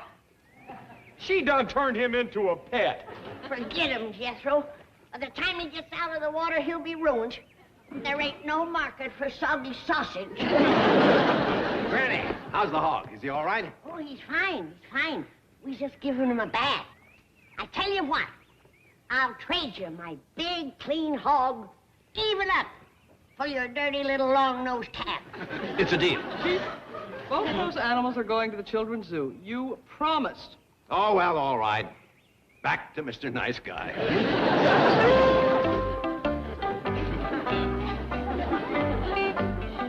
Mr. Drysdale, I don't want to shame you in front of nobody, but that ain't no long-nosed calf. Thank you. But that zoo sure is getting a prize-winning hog. Chief, I just spoke to the director of the children's zoo, and the truck is on its way. Fine, fine. The children are going to be charmed and delighted by these animals. They's gonna like these poems, too, Mr. Drysdale. Poems? Yeah, he's wrote a dandy on this critter. You can give my trunk a yank if you bring your folks to the Commerce Bank. What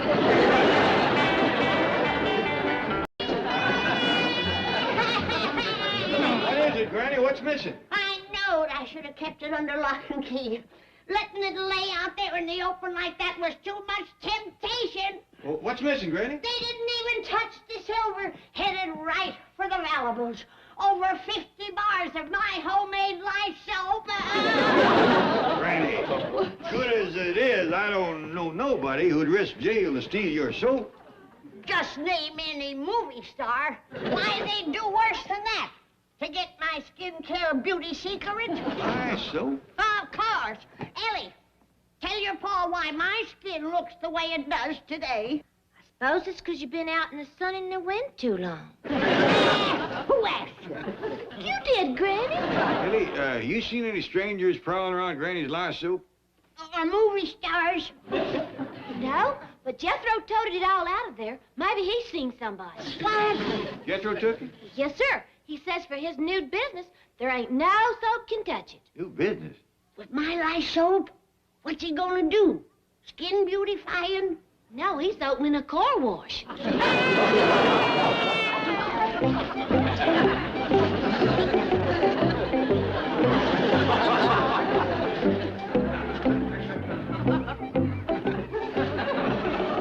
right, Bessie, we's all set for my grand opening. You ready to take off with my advertising campaign?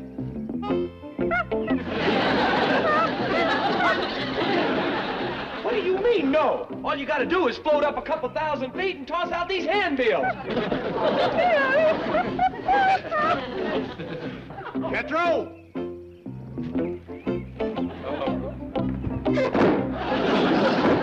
Howdy, Jet.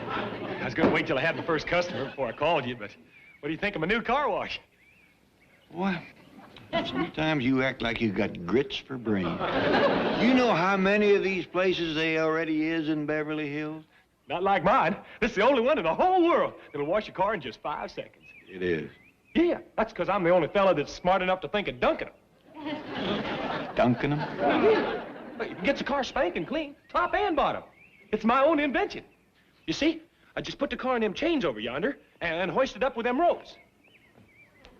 It's hooked up to this block and tackle at either end. Then I just haul the car out over the water and slacken off and drop it in. Then I just slush it around a little bit and lift it out over to this side and let it drip dry. How about that? And what's more, for 10 cents extra, I clean the whole inside of the car, too. I just leave the windows open. What's the matter? I forget something? For one thing, the shingle you're going to need for your pants when Granny finds out what happened to her soap. Oh, man, that's the secret to this whole operation. You see, even in cold water, Granny's lye soap cuts grease just like that. Boy. Of course, it is kind of tough on car paint, too. But I don't care much about repeat business. You got 24 hours to drain this pond, pull down them ropes, and get this place back to normal. Oh, come on, Uncle Jed. I'm going to clean up. I'm going to set this world on fire. You're going to clean up, all right. Everything. Or you're going to end up with a seat of your britches on fire. Well, if it ain't the king of the car washer. Oh, yeah? If I'd have got my handbills out when I wanted to, I'd have been turning the customers away now. It's all that dad-blame Bess's fault. What do you mean it's Bess's fault? That monkey ain't nothing but a big, hairy chicken. All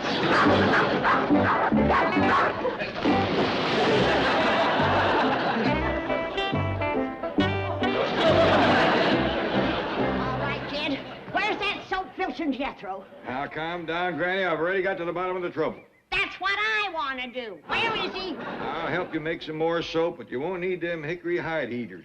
It's the young'uns that need 'em, and the woodshed. Then we'd see how much mischief they could get into. Now, Granny. I think it's more like they got too much time on their hands. I might go down and see can Mr. Drysdale find something for him. You're wasting your wind. The couple of times you did put 'em to work, they were back home the same day. I know. I figure betwixt Ellie's secretarying and Jethro's ciphering, they made the other workers look sluggish. Oh, Granny, I think it's on account of they remind him of his lost youth. Lost youth? Yeah. One day after the young'uns had worked down there, he told me it was like being back in Wall Street. One October Friday in 1929.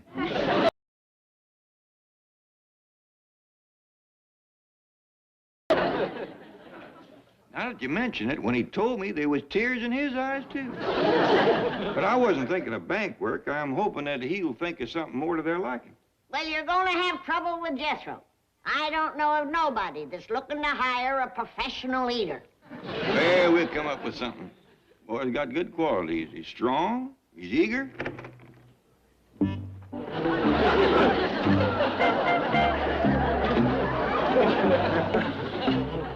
There's another good quality. He's clean. Good morning, Miss Hathaway. You remember my nephew and namesake, little Milburn Drysdale? How do you do, Miss Hathaway? Hello, Milby. His parents asked me to keep an eye on him for a few hours while they're gone. Where have they gone? Europe. Oh, Chief. Oh, I'm just taking care of him for the day. Tomorrow he starts boarding school. Milby, why don't you go in my office and play? I'll be right in. Yes, sir, Uncle Milburn. Oh, he's a fine youngster. A credit to the Drysdale family. Chief, how did you get stuck with keeping that miserly little monster again? Just a minute, Miss Hathaway. Last year, when you took care of Milby, he was just going through a transition phase. I know, like the wolf man. Come on now, he's a fine lad. He is a grasping, avaricious, crafty, conniving little money grubber. Yes, everyone says he reminds them of me as a boy. At the age of 6, when other little kiddies were playing hide and seek, Milby had started his first business. So every kid has a lemonade stand? Milburn opened a pawn shop. Look, Chief, he needs other interests. He needs to go places and do things with someone he looks up to. So someone big and tall and strong. I agree. You can have him all day. Never again. But I can't get away. You've got to take care of him. Not even if you give me a whip and a chair. Well. Oh, hello, Uncle Milby. I hope you don't mind my borrowing this book from your desk. Oh, not at all, my boy. Ah, a sympathetic look at Ebenezer Scrooge. That's one of my favorites. Now, what would you like to do today? Well, a real fun thing is making money. Good lad. I'll bet you're saving to buy a new bicycle. No.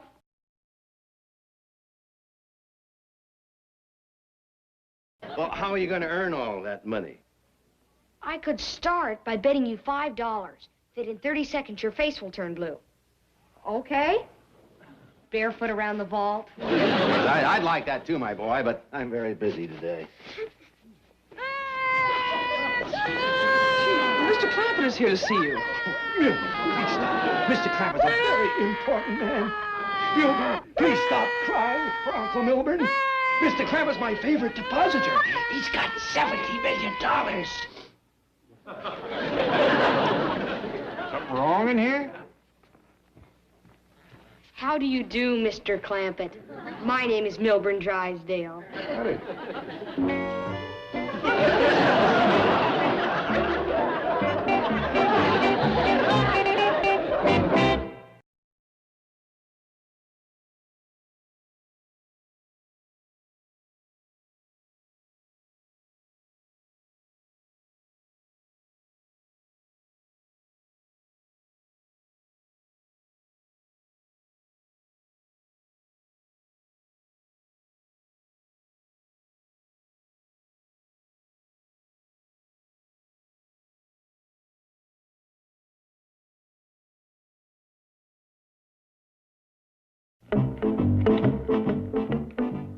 Now, Mr. Clampett, as I understand it, you're worried Jethro and Ellie may have too much time on their hands. Yeah, well, you see, there just ain't enough work on the place. Even with all the chores Granny and me can think up, they still got a good hour a day with nothing to do. Water, Mr. Clampett? Oh, no thanks, son. Coffee? Tea? Milk? No thanks. He's a fine boy. He has a great career ahead of him. Yeah, he's already a pretty good waiter. Pillow for your head? Oh, no thanks. That's fine, Milby. Now, why don't you sit on the sofa and read, eh? Oh, it's all right. I have my bank book. Well, now, getting back to the young'uns. Ellie is kind of a problem. You see, once you toss out secretary... Yes, let's toss that out. And when you come to Jethro, there's say, you don't know anybody that needs a professional eater, do you? No, but don't worry. I'll come up with something to suit his talents and education. Good. Well, he said he'd take anything at all, as long as it's a executive job. All right. Well, you'll have to give me a little time. We're pretty swamped here today. I'll even have to find somebody to take care of Milby for me. Well, why couldn't he spend a day over at my place? Please, Uncle Milburn. Please, if I can. I think it'll be all right. Yippee! Thank you, Uncle Milburn. And you'll be giving Ellie a job at the same time. She'll be your babysitter. She's waiting outside. I'll go fetch her in. Did you say a babysitter? For me?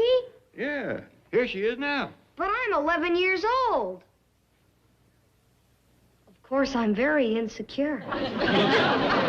Ellie, you got a job. You're going to babysit little Milby there. Howdy, Milby. You're the first human being I ever babysat for. I am?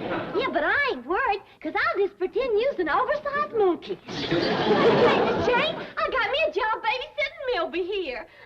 What can the chief be thinking of? All right, Milby, you win. I'll take care of you instead of Ellie Mae. You've got to be kidding. Come on, Milby. We called Granny, and she's all excited about you coming. I'm looking forward to meeting her. I'll be up to check on you later, Milby. Be on your best behavior now. Yes, sir, Uncle Milburn. Well, come on, Milby. Boy, you're as cute as a little old bunny rabbit.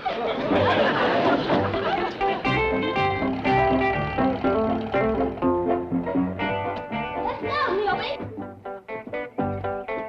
Well, there you are, Milby. Make yourself to home. Boy, would I love to go into the escrow in a place like this. Sorry to disappoint you, Milby. It's got 32 rooms and 14 baths, but I don't think it's got an escrow.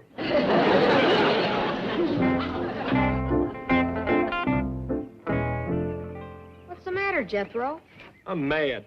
Before I even got it going, I had to shut down my 5-second car wash. A 5-second car wash? Why, you could make a fortune. Yeah, I know.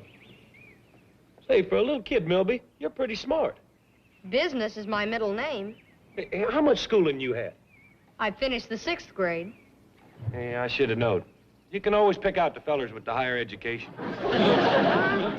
I'm a sixth-grade graduate myself. Hey, Milby, how old are you anyhow? 11.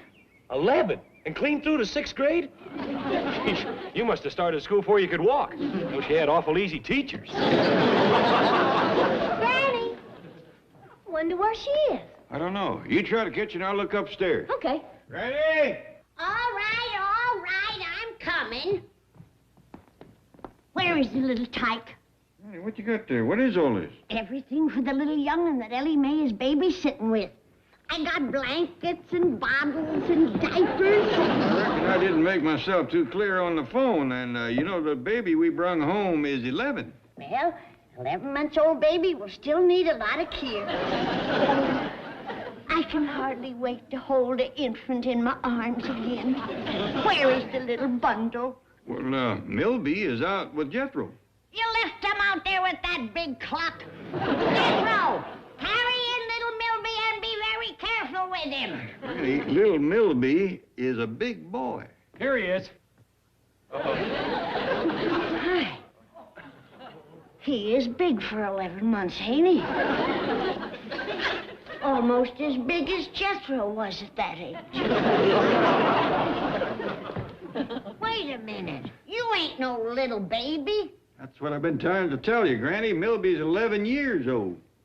How do you do, Granny? My name is Milburn Drysdale. You're named after Mr. Drysdale? Oh, not quite, Granny. Milby's middle name is Business. Milby Business Drysdale. That's a real high tone. Come on out to the kitchen, have some milk and a piece of pie. I wonder if I could have Jethro show me around the house first. Well, all right. When you're through, come on out. Hey, Milby, you mean you was turning down a piece of pie for a look around the house? I thought you was an educated man. Look at this. Well, what about it? Just an old vase. It's a Ming vase. Oh, it's for flowers. Jethro, Ming is a famous Chinese dynasty. Well, maybe so, but they's out of business by now. Mr. Drysdale says that vase is a couple thousand years old. I'll give you $1 for it. $1? A couple thousand-year-old vase? I can't slicker you like that. Then sell it to me for 50 cents. Well, okay, sucker. But don't say I didn't warn you.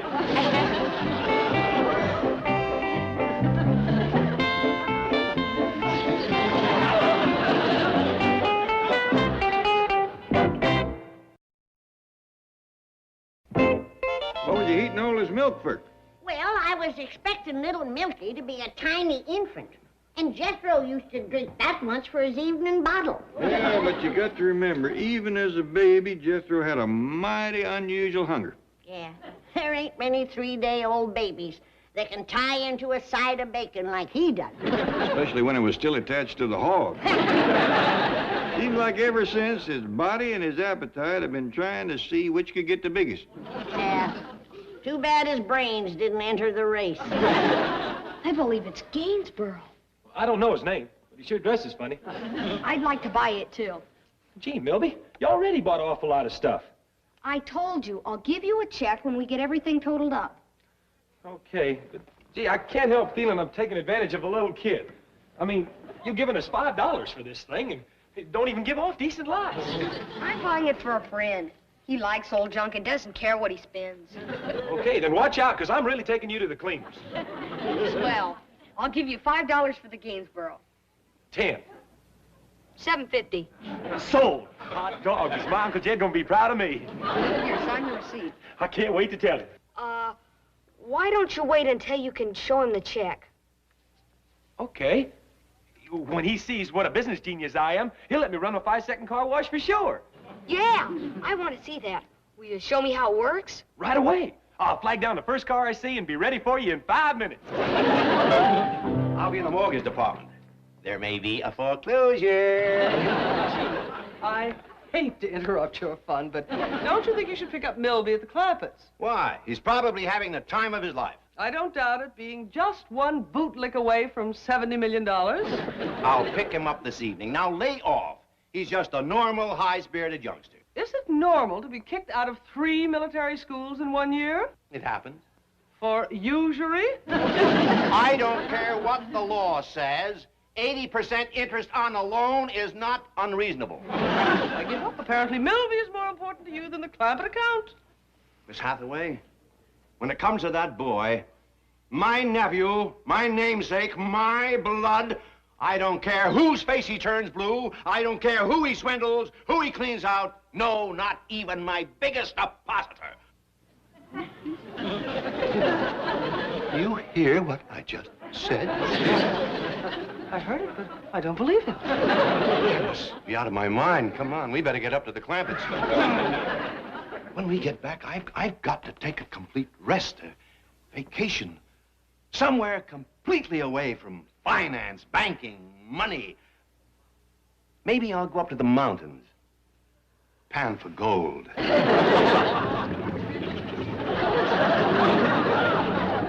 That's your truck down there? Yeah. Them bubbles is on account of the engine still running. What happened? Well, I couldn't get no cars to turn in the driveway, so I used the truck. Got it out yonder, and the ropes broke. And this was your 5-second car wash? Yeah. There is a few kinks in it yet. Doggone. The engine just died. Gee, I was counting on you hauling away the things I bought with that truck. Oh, I'll get it out. Well, I'm sure glad I drove such a hard bargain selling all that stuff to you. At least I'll be able to show my Uncle Jed I done something right. But remember, you won't show him until I'm gone. You have the check, right? Hey, how does a little kid like you get all your money anyhow? I use my head. For instance, this morning, I got $5 out of my Uncle Milburn. Nothing to it. How'd you do that? Cost you 50 cents to find out. 50 cents? For a way to get $5? It's a deal.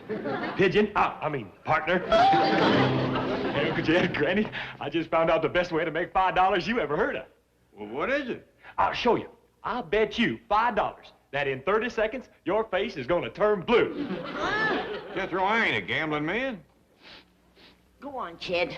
It's a sure thing. All right, I'll bet you. Okay, here we go.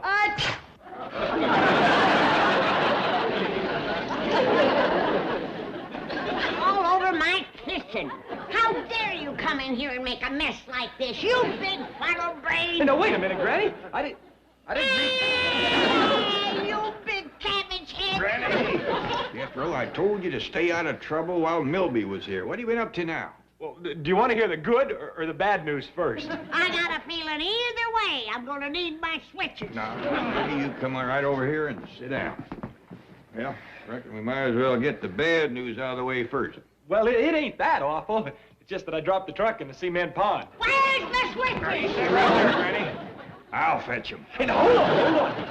Wait till you hear the good news. Oh, you'll forget all about the bad. All right, start them jaws a-hopping fast. Yeah, well, you know how this house is full of bric-a-brac and junk and paintings and stuff? Most of it hundreds of years old and just cluttering up the place? Well, I unloaded almost half a ton of it on that little Milby. You what? And he's not only taking it off our hands, he's paying almost $200 for it. How about that? Look at there. My good news just knocked her right over. Reckon I don't get no switching now, huh, Uncle Jim? Not for the bad news, no, but you're gonna get a first-class rump roasting for the good.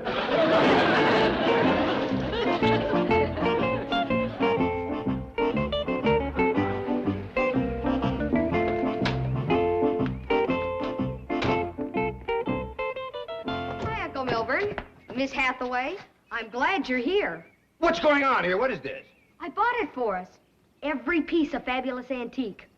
All I need is your check to pay for it. Partner? What are you talking about? You're gonna be proud of me. I conned it out of these hillbilly hicks for less than $200. It's worth 1,000 times that. I know. We'll sell it and make a fortune. Yes. Yes, we'll get rich. Drysdale and Drysdale. Antiques. What? Oh, yes, of course. To get Mr. Clampett. Now, we'll see if you really bought this stuff. I've got signed receipts from Simple Simon. You know Jethro? What, you little monster, you probably cost my biggest account. Now, don't get excited, Uncle Milburn.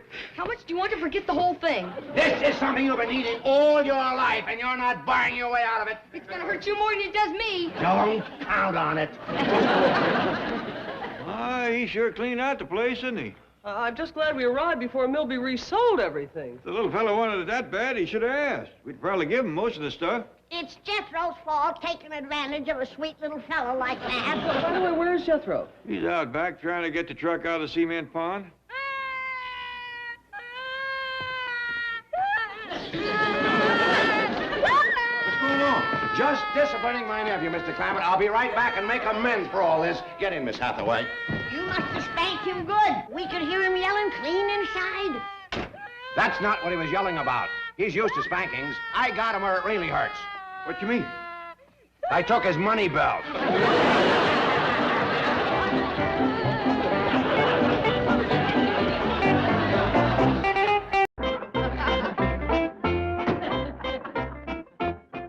Yoinks and tally-ho, my liege. Sir Jethro D. Bodine, at thy service. Got into you, boy, and what's that you got into? These are the kind of royal raiments we're going to be wearing over at your castle. What? Hey, Mr. Drysdale called you? You done inherited the doggone castle over to England. Go on. Yeah, one of them great big rascals with a moat and a drawstring. You greening me? No, sir. I was over at the bank when Mr. Drysdale got the word. So I went over to the studio and got us some Queen Elizabeth clothes. Queen Elizabeth? Oh, yes, sir. She's the Queen of England. I looked her up in a book. And these are the kind of clothes you got to wear around her. Everybody? Wait, just us royal folks. This here was wore by Francis Drake. Well, I hope it looked better on her. Francis Drake was a man. A fighting man. A sailor. Any sailor run around like that better be a fighting man. Dad, have you seen... Oh, excuse me, ma'am. I know that you... Jeff! Sir Jethro, head varlet to His Majesty, the Earl of Clampett. Jed, what is this? You don't call him Jed. Why, he is royalty. And you're just a commoner, one of his oaths. You got to bow and scrape and grovel in front of him. And me, too, because I'm his royal nephew. Give me that piece of leather. You don't hit the boy. Hit me? Her?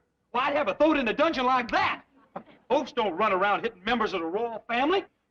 No, sir, no. Never. Now you done it. Now you done it. Wait till the Queen hears about this. You done laid your hands on my royal person. You don't get your royal person into some decent clothes, I'm gonna lay more than hands on you. Really? The boy's excited.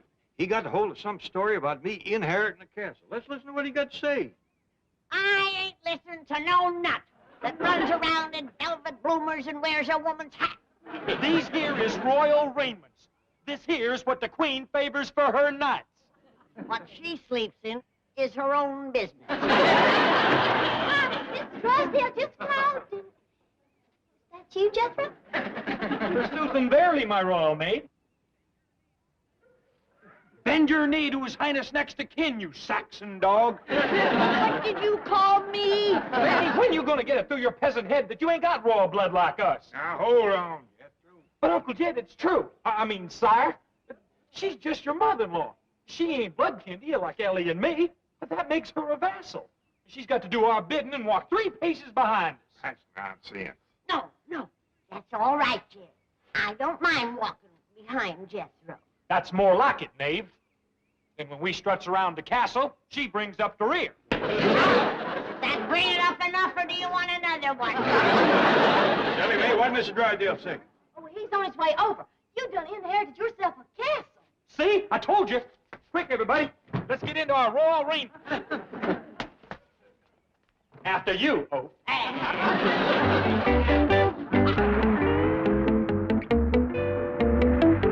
Oh, this is fabulous. Fabulous! I can see it now. The presentation at court. Knighted. A seat in the House of Lords. Luncheon with the Prime Minister. Tea with the Queen. Chief, Mr. Clampett is hardly prepared for such honors.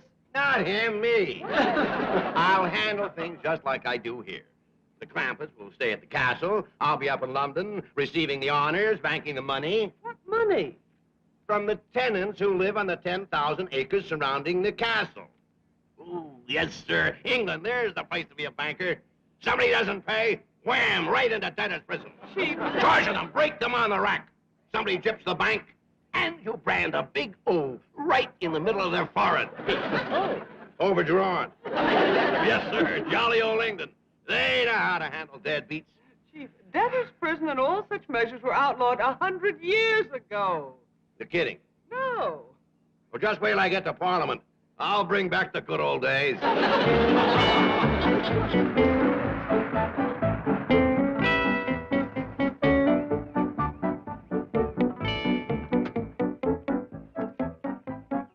don't get your hopes up too high. If I know Mr. Clampett, he may decide not to go to England at all. What do you mean? He's got to go. I've got to go. England is my kind of country. That's where I want to live. But what if your wife doesn't want to go? You think there's a chance? I shouldn't say don't get your hopes up. The way of royalty is not the way of the Clampetts. They're plain, simple country people with no desire to... Dad, Simpson House.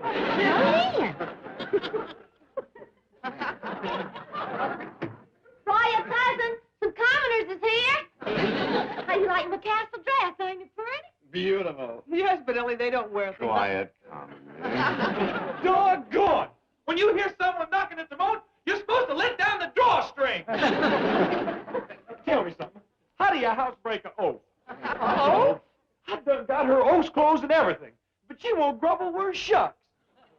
Hey, Oath! Come on in here.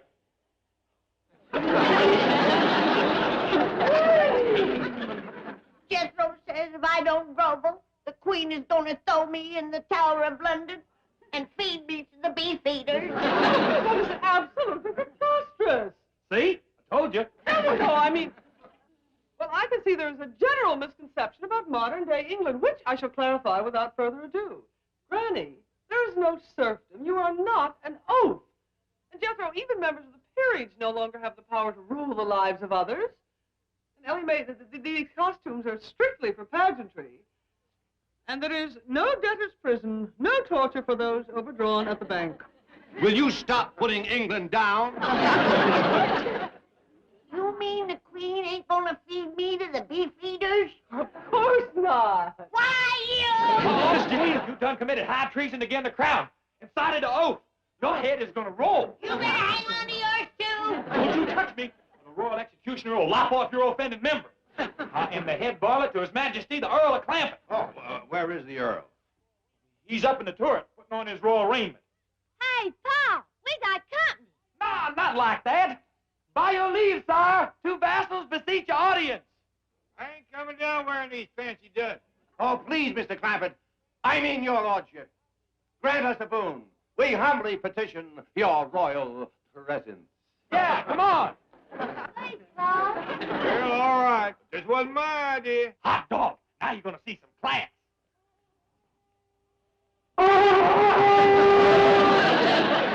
All hail His Majesty, Earl of Clampett. Kneel, Oath. Yes. Oh.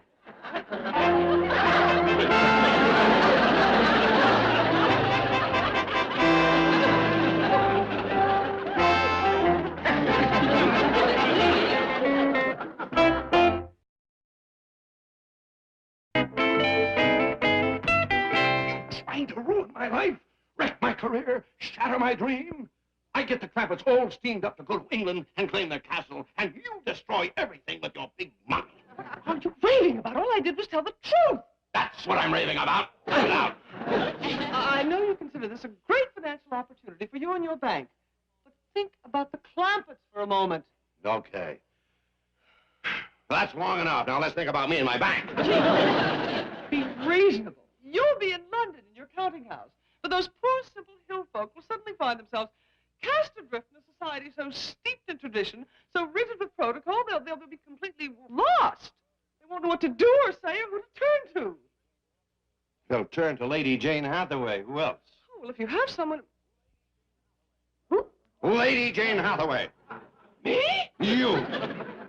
Chief, I'm just plain Jane Hathaway. Do you think the Crown will overlook your services in converting the peasants of Possum Ridge into the keepers of Clampett Castle? Chief, this is ridiculous. I could never expect... Didn't you tell me your ancestors were English? Well, yes, my great-grandfather and my... Blood will tell. You belong in the castle. To the man of born, Lady Jane Hathaway of Hathaway Hall. Hathaway Hall. Mrs. Drydale, I think we better pass on this going to England business. We don't belong in no castle. Oh, you don't say that. Why, you love Hathaway Hall. Clampett Castle. You said... Oh, she's changed her mind. She didn't have the complete picture. Oh, I do feel you should investigate the situation, Mr. Clampett. You might find that you'd enjoy the English country life. This place in the country, isn't it? Oh, yes. The castle sits in the middle of 10,000 acres. Oh, that'd be a heap of land to work. Oh, you don't have to work the land. We couldn't depend on Granny. She's got her back up by being old. Granny wouldn't have to work either. She sure ain't gonna get Jethro behind no mule dressed in them head varlet clothes. None of you has to work the land. You just enjoy it. You see, it's mostly forests and streams. Yes, you'd spend your time stalking deer, shooting grouse, fishing, riding to the hounds. Excuse me, Paul. If and we ain't going to England, can I change back into my breeches? Look mighty fetching, Ellie. Isn't she beautiful? Can't you just see her dancing in the ballroom of the castle? Yes, with a long line of handsome young Englishmen waiting their turn. Oh, Ellie'd meet some fellers, would you? Oh, Mr. Clampett, your lovely daughter would be the belle of the countryside. Well, doggy. This hill has got more taters in it than I figured. Are we going, Paul? Well, we'll study on it. It'll take some doing to swing your granny around. Ain't nobody throwing me in the Tower of London. Chopping off nothing, neither. That blame nonsense. Get back into your Oaks clothes. You get in them. Hey, hold on there. Are you revolting? Not as revolting as you. Hey, listen. We can't show up at our castle without we got us a royal oath. I ain't open for nobody. Hey, wait a minute, Granny. You go along as an oath. As quick as we get settled, I'll promote you. I'll make you a scullion or a sir. How about a sheriff or a common skull? Hey, wait a minute. You could be a wedge. How about a shrew or a loud? Do I have critters at the castle? Hundreds of them. There's a private game preserve. I'll go get ready for the trip. Now, wait, Ellie. It ain't for positive sure where you going. Just a minute, Ellie. Hold on. Don't worry, it's in the bag. You're right. Where's Jed? He just went out the back door. Please, Granny. It commences an oath. You won't have to grovel. Just cringe a little. Oh, gone. There goes the trip to England. What do you mean? A head varlet has got to have himself an oath. Do you think I want to show up over there looking like a dumbbell? Certainly not. But maybe if you... No use talking about it, Mr. Drysdale. I ain't going if I can't go like royalty. And that takes an oath. Sir Jethro, I have never let you down yet. One oath coming up. No, not Lady Jane. Dog! She's even more oath than Granny. Yes, isn't she a beauty? Good and sturdy. Show the young master your teeth. This is gonna make Granny happy. Now she can be a drudge or a troll or something. Hey, Granny, good news. Gee, surely you wouldn't send me to England like this. They sent us Twiggy, didn't they? I resign. Oh, no, come on, relax. I was joking. It was just to keep Jethro happy. Well, somebody should tell Jethro that he's looked up the wrong Queen Elizabeth and is 400 years in the past. All in good time. Now, let's not rock a happy boat. Now, you get busy and arrange for passports and buy airline tickets for all of us. Right, Steve. I'll hurry and change. What do you mean, change? Maybe oafs go for half air. Gil! Gil! Go on, slow down or something. You know something? You are one sorry falcon. Jethro, what are you doing with Henrietta? Trying to learn this dumb old bird to hunt.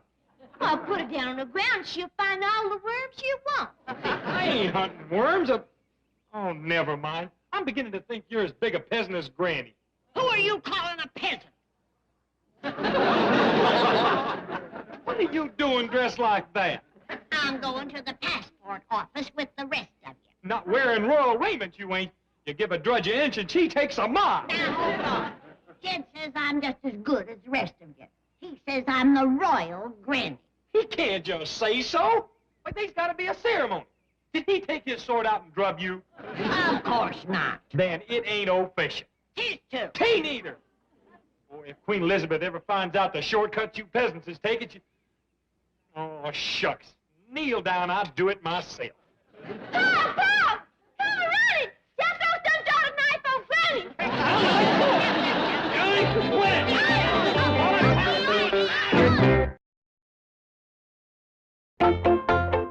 What's all the commotion out there? Granny, you all right? It's Sir Granny now. I've done been drunk. That's right, Paul. We's all one big royal family. You ain't going to the passport office dressed like that, are you? Put on your royal duds, like us. Sure. Just a minute. We's going to a U.S. government office, right? Right. Right. Well, is it respectful to show up at a place like that wearing strange clothes? No, it ain't. So get out of it. Things up proper, like us. Yeah, sure. Granny, what's proper around a castle in England is one thing, and we'll be the judge of that when we get there. But as long as we's in this country, we're going to dress American. Now, get changed. Oh, Gone. just when I was all decked out like a grand lady.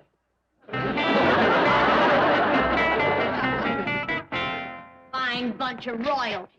We just look like any ordinary Beverly Hills family. Get in. Miss Jean going to meet us there? Heck no. I can handle things. Good. You don't need no oath when you got me around.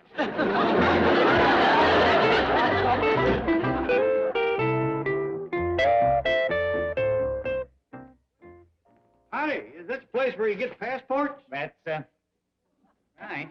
We take 4 of them, please, sir. Thank you. Well, I'll, take your applications one at a time. Who would like to be first? I'll go first, because I was the one with the education. That way they can see how it's done.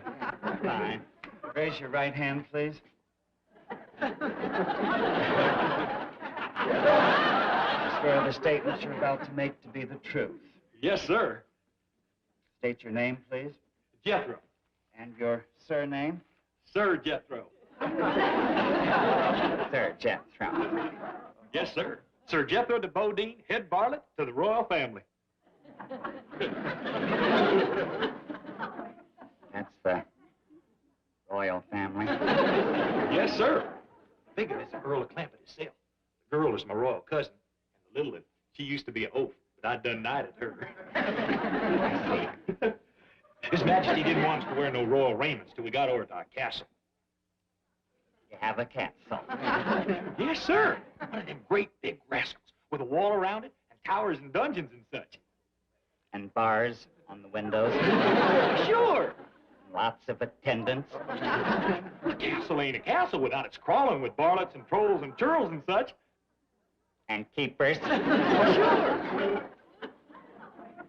Tell me something, Sir Jethro. Is this a rib?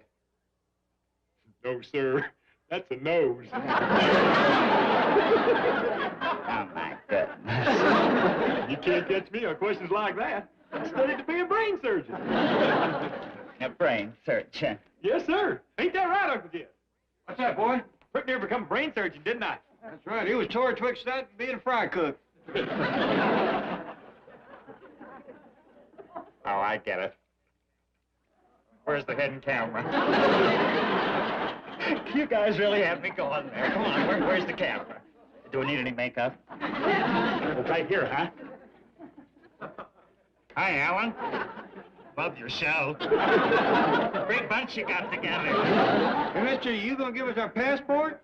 Sure. I'm the royal passport granter. Hi, Margaret. It's Joe. I'm on hidden camera.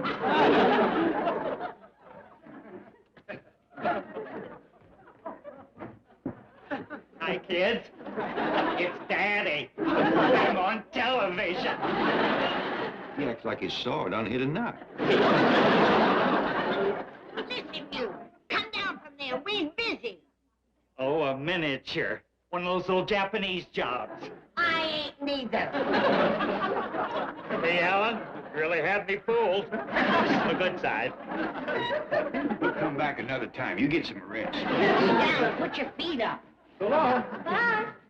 Come on. Where are you? Where you got it?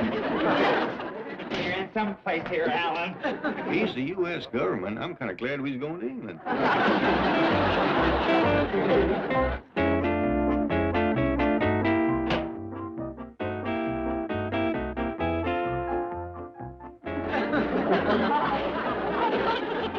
How do I look, old girl? You look late. Our London plane leaves at 12 o'clock, and you still have a desk full of work. Tight schedule, eh? Well, we'll have a go at it on the play. Well, I had planned to use that time to bring Jethro up to date on English history. He thinks knighthood is still in flower. Well, let the lad dream a bit longer. Oh, I'm going to cut a wide swath through London town. Excuse me, Miss Jane, but I reckon you'd be wanting to wear this on the plane. Oh, Jethro, you dear, thoughtful boy. It's your oath suit. You left it at the house. Oh, but you don't... I can't arrive in England wearing this. Now, just a doggone minute. You and Mr. Drysdale promised me I'd have an oath. And we never break our promise. Oh, Chief. England expects every oath to do her duty. Pardon me, chaps. I must speak to one of my clerks. It's bad enough I got to travel without my royal raiment and my falcon, but a knight just can't show up without his oath. It just ain't done. I like that about you, Jethro. You want to be authentic. Yes, ma'am. And that's why I can't be your oath. Uh-huh. I looked it up, and an oath is a man. Yeah, come to think of it, all the pictures I seen of oaths and knaves and such was men. There you are. Yeah, but where am I going to find me a man oath this late? Not all beings here in a fortnight or so. Miss Hathaway, Sir Jethro is waiting for his oath. And we never break a promise, do we, Chief? Never. One oath coming up. That's the spirit. I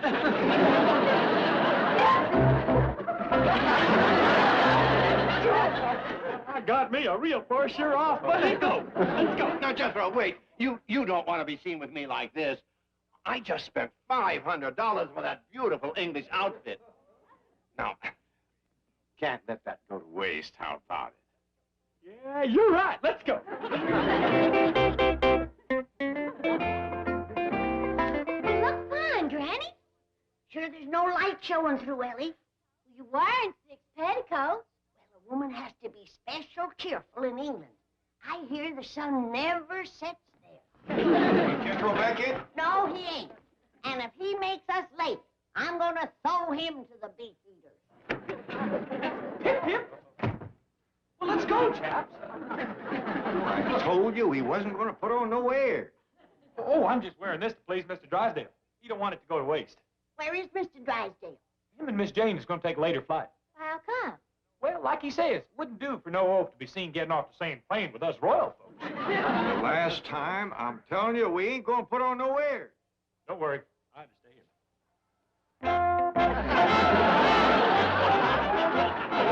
How about it? Too late to undo it now. We'll miss our plane. Yeah, we's gonna be late. Hey, that throne ain't for you. It's for His Royal Highness. Let's go, boy. But, Uncle Jed, that throne is... Drive on, boy. You take the oath out of the country, but you can't take the country out of the oath.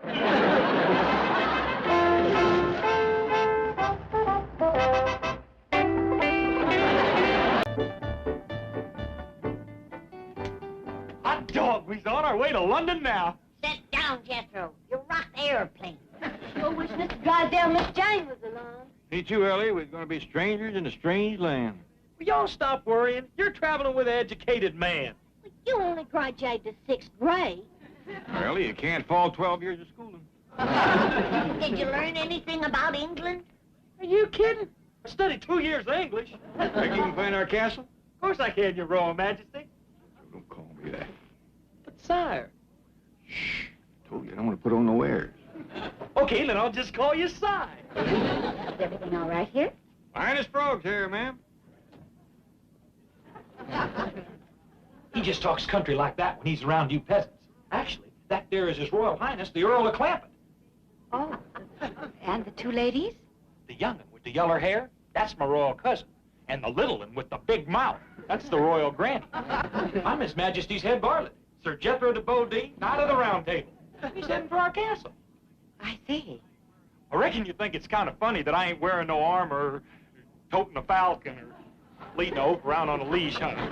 Oh, no, not at all. I got a whole suitcase full of royal raiment. Well, His Royal Highness don't want me to look conspicuous. I understand.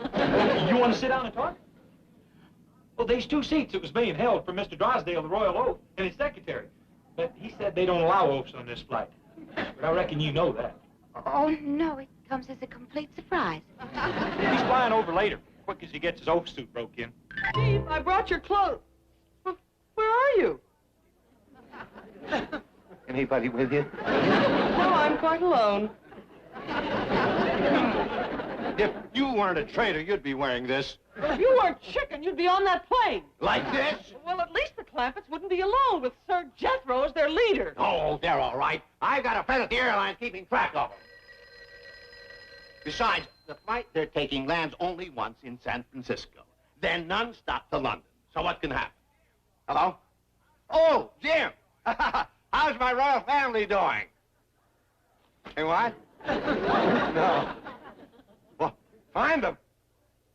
Chief, what happened? They left the plane in San Francisco. They think it's London. Yeah, this is the Dandy Hill, driver. Okay, everybody, poke your heads up. Now, as we look out over the famous old city of London, the first thing we notice is a famous old English channel, right down yonder. And going across it there is the famous old London Bridge. There's another bridge. Yeah. Yeah, there's 2 of them, all right. Yeah, well, they got to have a spare. One of them keeps falling down. Oh, and off to the left there, we see the famous old White Cliffs of Dover. And yonder, straight across the channel, you can see the coast of France. What's that little place down there in the water? Huh? Oh, that there's one of them British Isles. Excuse me, buddy. Just where do you think you are? Ain't this London? No, this is San Francisco. What you've been pointing to is Alcatraz, El Cerrito, and San Leandro. How do you like that? We done overshot England and landed in Spain.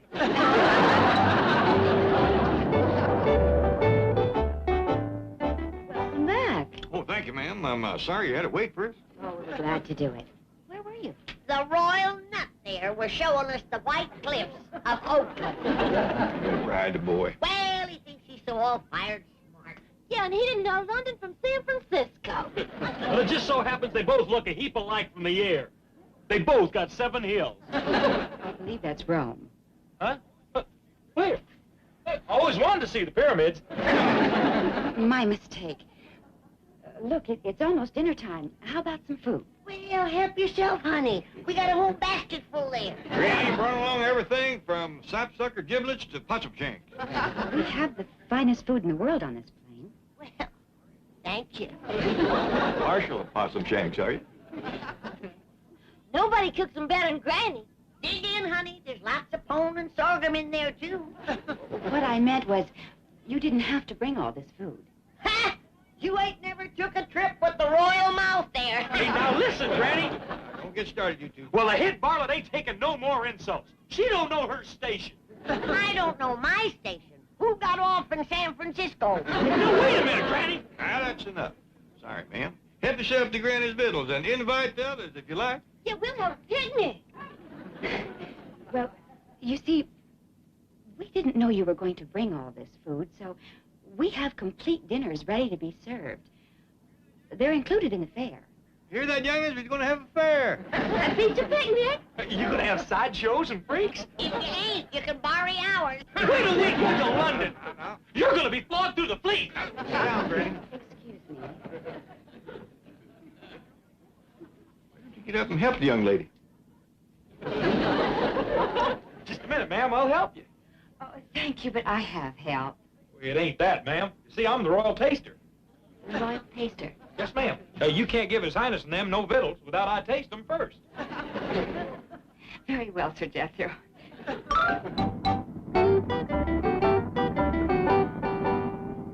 Jed, when do you reckon that fair's gonna commence? I'm getting hungry. Me too, Paul. What could be taking them so long? They got Jethro helping. You just answered your own question. Be patient. There's a heap of work to setting up a fair. You got to have sawdust to spread around, Jethro's got a whole head full. Get off the boy's back. This royalty business has got him stirred up, but he means well. Excuse me, do you still have that basket of food? Sure do, honey. You need it? I think we might. The royal taster's just gone through 12 steak dinners. The royal buzzard, the beast above tussle, the creature that's gonna eat England. Get out of there, you 6.5-foot stomach!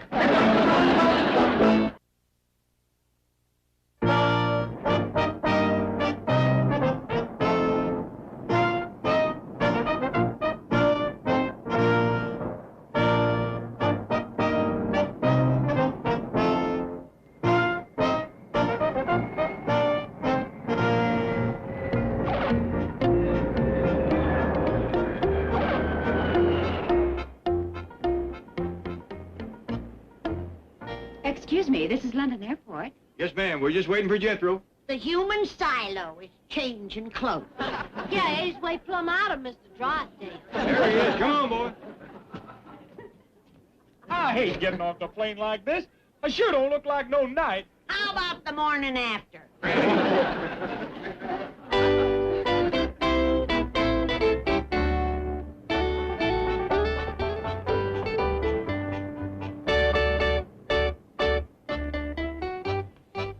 Lafayette is here. That's France. Huh? France?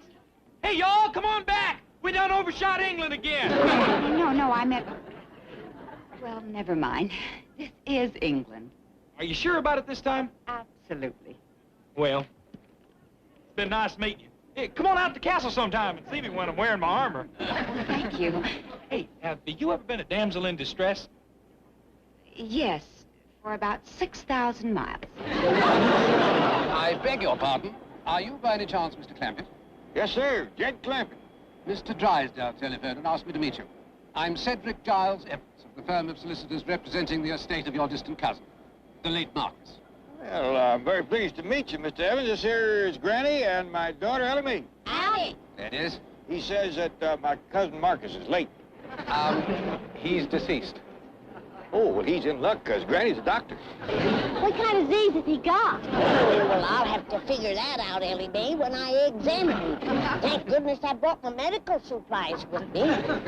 Is Cousin Marcus up at the castle? Well, yes, but you see, he's been laid to rest. Good. Just keep him warm. Is the family doctor with him? Madam, the gentleman is dead. Oh. Well, us doctors is only mortal. Get a move on. We got sick kinfolks up there at the castle without a doctor.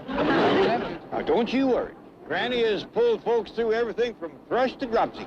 If Cousin Marcus has dropsy, he better be turned over every now and then. You know, madam, I rather imagine he's turning over at this very moment. Come on, Jethro. Shall we call us a taxicab? Oh, no, I've got a car waiting. But first of all, you'll have to go through our British customs. Well, we do our best if you show us. Yes. Yes, of course.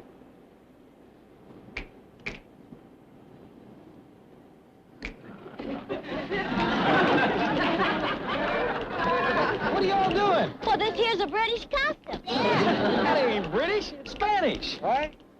Don't listen to the royal booby. This is what the Spanish do when they stomp on grapes. Well, come on, stomp. Look, Paul, Mr. Evans showing us another custom. He go like this. I think he's wanting us to follow him. Come on, everybody.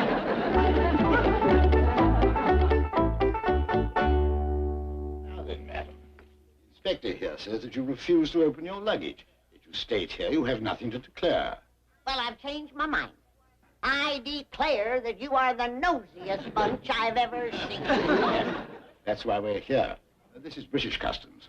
Well, this was foolish enough. But poking through folks' belongings, you ought to be ashamed. Mr. Clampett didn't object to opening his bag. He ain't carrying what I am. Oh, you had something to hide. You betcha. I'm afraid you leave us no choice. Now, don't open that, I'm warning you. Now you've done it, betcha, preacher. A preacher? We got to get married. You have done touched my untouchable. It's the code of the hill. Don't be embarrassed. I assure you there's no article of women's apparel that we... Oh.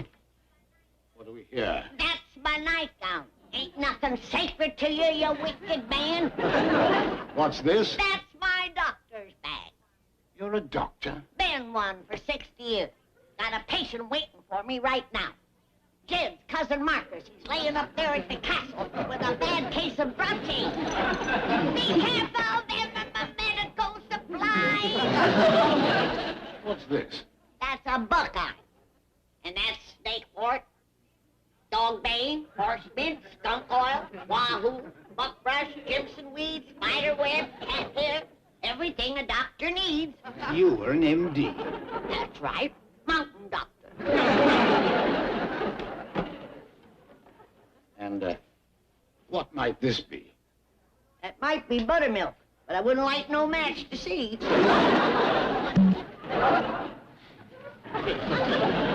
Come now, what is this? That's Tennessee tranquilizer. One of my best homemade cures. What does it cure?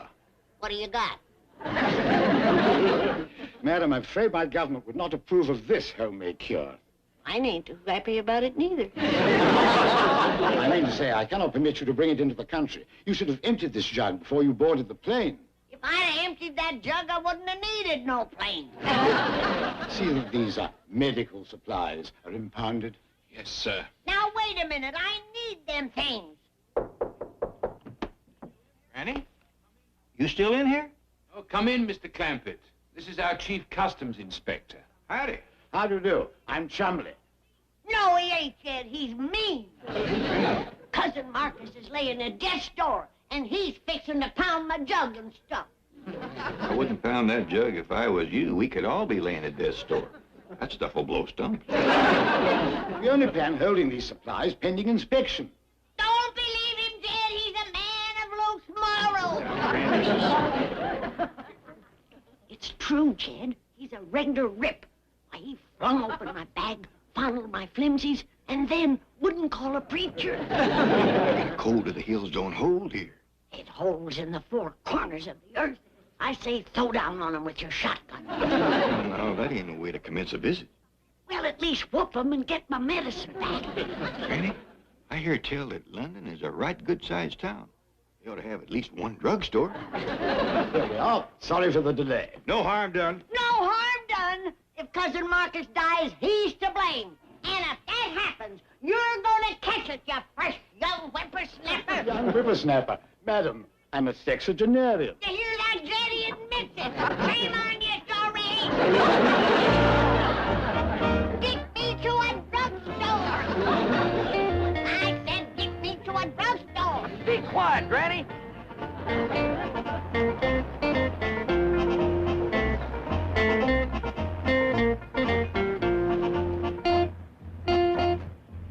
This don't look like no drugstore to me. No, madam, this is where my office is located. It's most urgent that I confer with my colleagues immediately. Oh, you want us to come along? No, I want to warn them. That is to brief them. Bradshaw will show you London. I'll, see you later. Let's go see the Queen. Yeah, take us to the Tower of London. My thing is I'm walking to the drugstore. Now, Granny, Mr. Evans said to forget you're a doctor while you're here. Never. This town needs every doctor it can get. What with folks driving on the wrong side of the street? Jed, I have swore an oath to heal the sick and ease the suffering of mankind. And I aim to take medicine to that castle. Now, you can't go on foot. Then I'll ride a bobby. What's a bobby? I don't know. But I heard tell that they'll help you get wherever you want to go. Boy, this is embarrassing to a sophisticated head varlet like me. Driver, follow them two ignorant hay shakers. Hey, your microphone's heating up.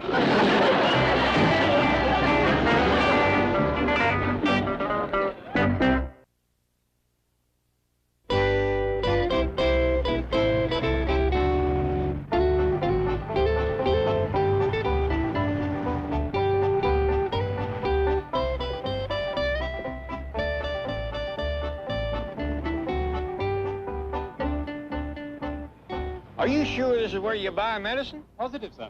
How long you aim to be here, Granny? Oh, quite a spell, Ellie. I have to start from scratch. Everything from larkspur to leeches. Let's go sightseeing and pick her up later. No, I don't want to leave her alone again, Jethro. You and Ellie run on ahead and say your howdy to the Queen. Let's go. Mr. Giles Evans asked me to give you this English money. Well, that's real nice of him. That's 25 pounds, sir. What's that, Jed? Well, it's supposed to be 25 pounds of English money. But whoever weighed it must have had his thumb on the scale.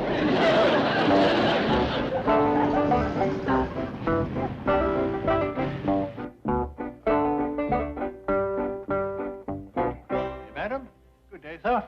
Can I be of any assistance? Why, yes, sir, I believe so. Thank you. The doctor here is wanting to stock up on medicine. You're a doctor? I am. You a druggist? Definitely. Well, here you are. Just fill it up with the standard items. The standard items? That's right. Buckeye, snake port, dog bane, horse mint, spider web, eye of a newt. You're one of those, Doctor. Well, now, let me see if I can remember the formula from Macbeth. Eye of newt and toe of frog, wool of bat and tongue of dog, adder's fork. Now there's a druggist. I do rather pride myself on my Shakespeare. I never tried that. But if you recommend it, I'll take some. Take some Shakespeare? How do you sell it over here? By the bag or by the bottle? Well, I should say that we sell Shakespeare by the volume, by the play, by the sonnet. Well, give me half a sonnet. I don't want him to think I don't know my business. You're holding your own just fine, Granny. If I could write the beauty of your eyes, and in fresh numbers number all your graces, the age to come would say the poet lies. Such heavenly touches ne'er touched earthly faces. What do you make of that, Jim? She's kind of took a shine to you.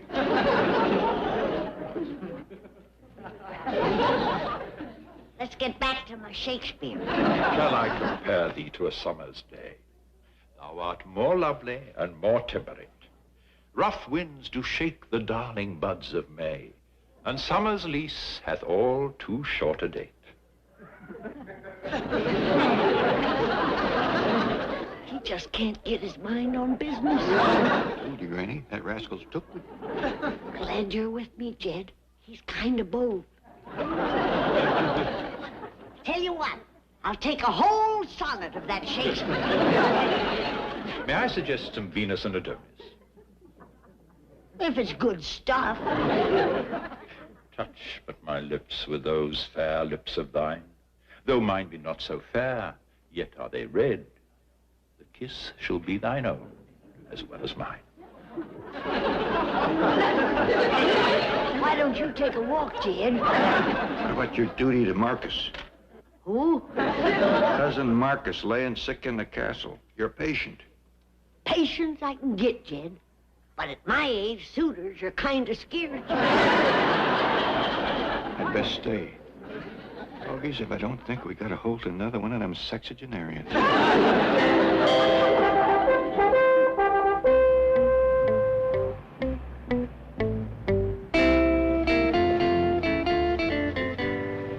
Are you sure this is where the Queen lives? Quite sure, sir. This is Buckingham Palace. Hand me the bucket, Ellie.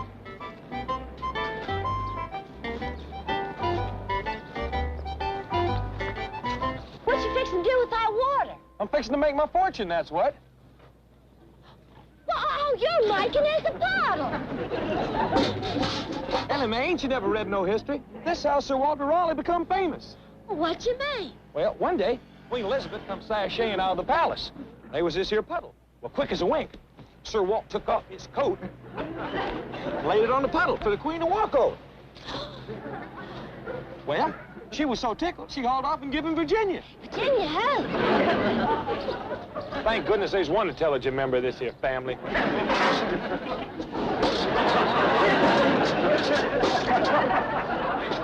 Excuse me. Would you please tell Queen Elizabeth that Sir Jethro de Bodine is waiting at the puddle? What light through yonder window breaks? It is the east, and Juliet is the sun. Arise, fair sun, and kill the envious moon, who is already pale and sick with grief, that thou, her maid, art far more fair than she. Be not her maid, for she is envious. Her vestal livery is but sick and green, and none but fools do well. Cast it off. It is madame. Oh, it is madame. Oh, that she knew she What's the matter with Granny? She done fell under the smell of a drugstore cowboy. Drive us to the castle and don't spare the horses. We gotta get there fast. You can mail us the Shakespeare. Bring it yourself, honey.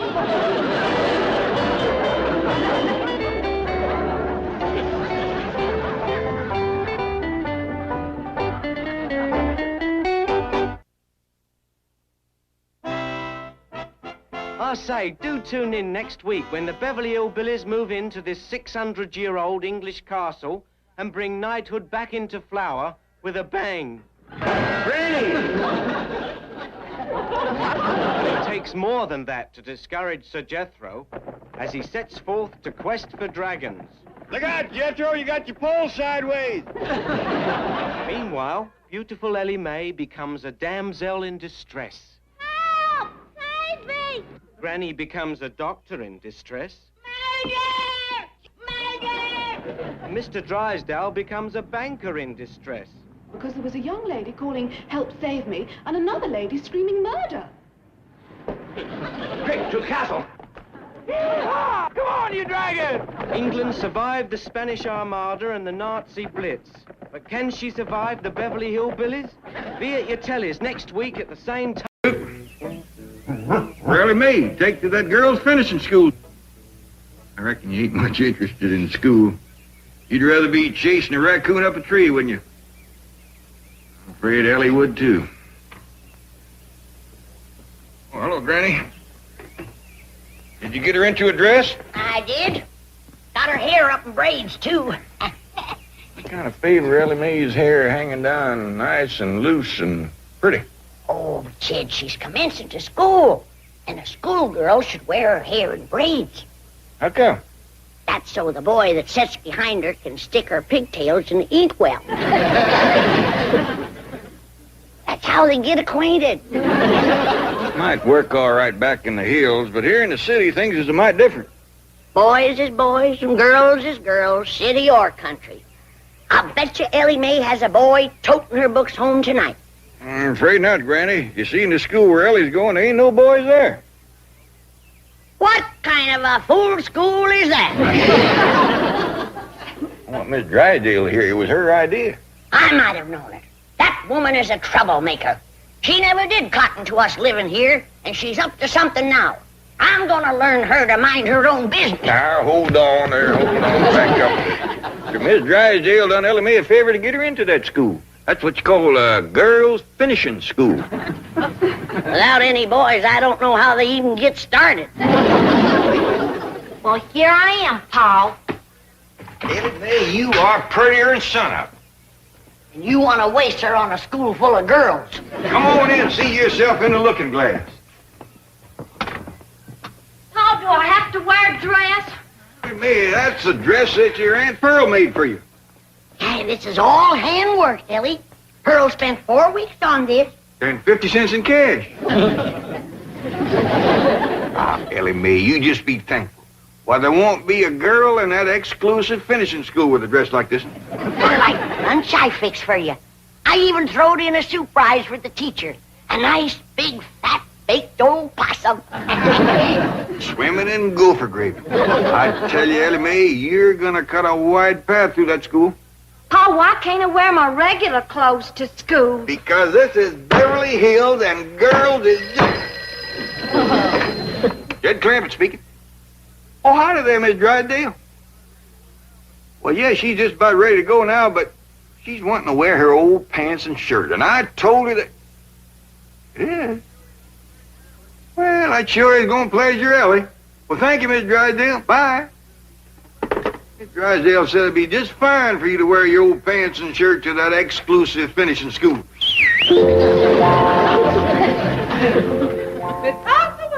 Oh, wait a minute, Chief. Your wife is here. Yes, I know you want it. Hello? Hello? Hello to you. Any news from Milburn? Oh, yes, he'll be in Friday. Oh, good. I rather imagine the Clampetts will have moved away by then. Moved away? What have you done, Mrs. Drysdale?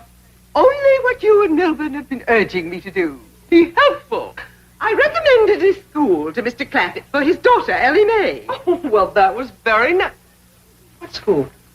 One befitting the daughter of a Beverly Hills multimillionaire. Our most exclusive private finishing school. Not the Willows. Where else? You and Milburn keep reminding me that under her blue jeans and faded shirt, Ellie Mae is as good as anyone. She is. But those girls at the Willows are insufferable snobs. They'll cut her to ribbons. Well, don't blame me if she finds herself beyond her social and intellectual depth. I've been saying from the first that the Clampetts didn't belong. I tried to spare them this humiliation. You are all heart. They must be on their way to the Willows. After the reception they get there, I rather imagine they'll be on their way to the hills or the caves or wherever it is they came from. Mrs. Drysdale, this may cost me my position here, but there is something I must say. You are a fink.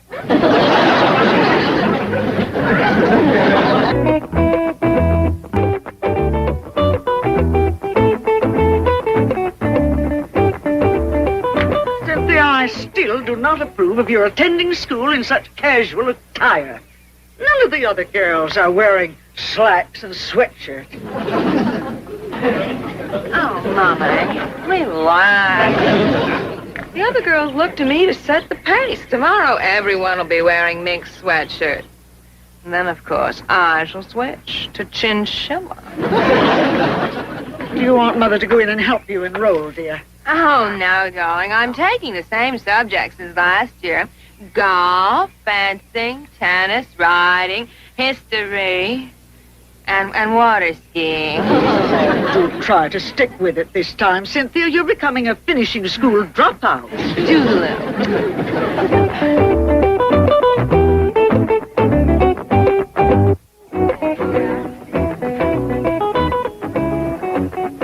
Who ran that up for you, Sin? My couturier, but of course the idea was mine. Oh, pardonnez-moi, mademoiselle. Je cherche mademoiselle Clampett. Oh, well, I'm afraid my French is a little rusty. I am from Couture, the famous Parisian fashion magazine. Well, this is my own concept. Well, we cannot all be creative, n'est-ce pas? Oh, but getting back to Mademoiselle Clampett, we understand she is enrolling here today, and naturally, she will set a new style plan just as she always does. Clampett? Oh, yes, they has just moved here from their mountain chateau. They're ghastly rich, swimming in oil. Complete non-conformists, fiercely original. They sometimes weave their own cloth. Oh, well, that is original. I think she is arriving.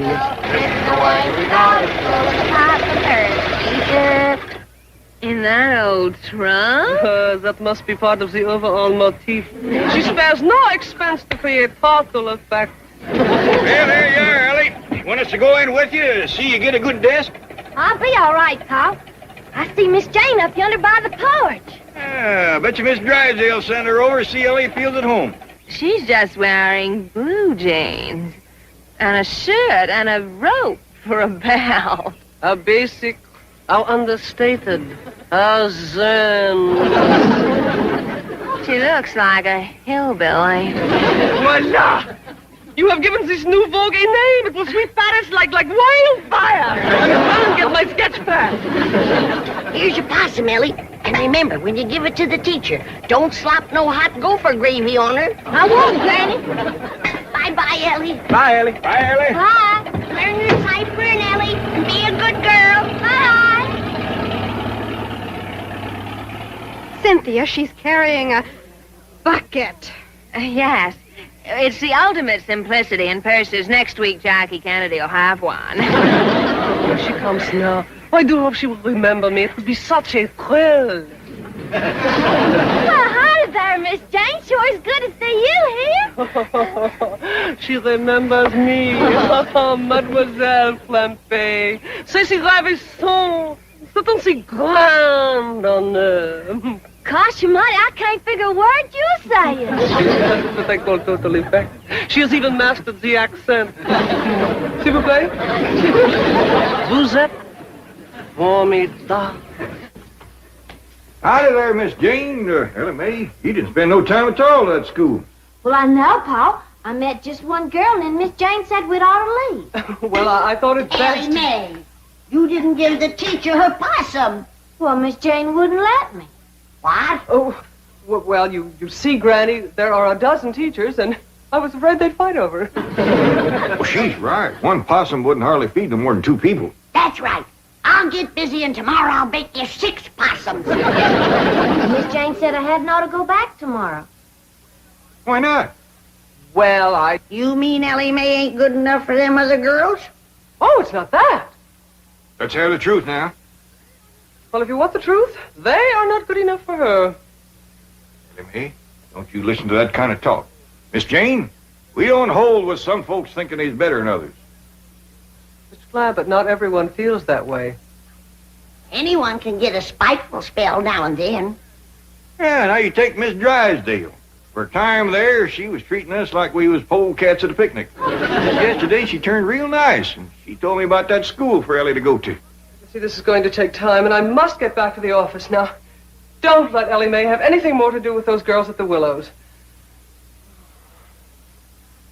I declare, I never thought Miss Jane would put on airs. Me neither. Ellie Mae, I hope them girls over to the school didn't get the feeling that you held yourself above them. I hope not, too, Paul.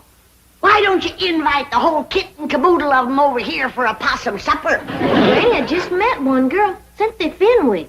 Well, invite Cynthia and her whole family. I'll do it, Paul.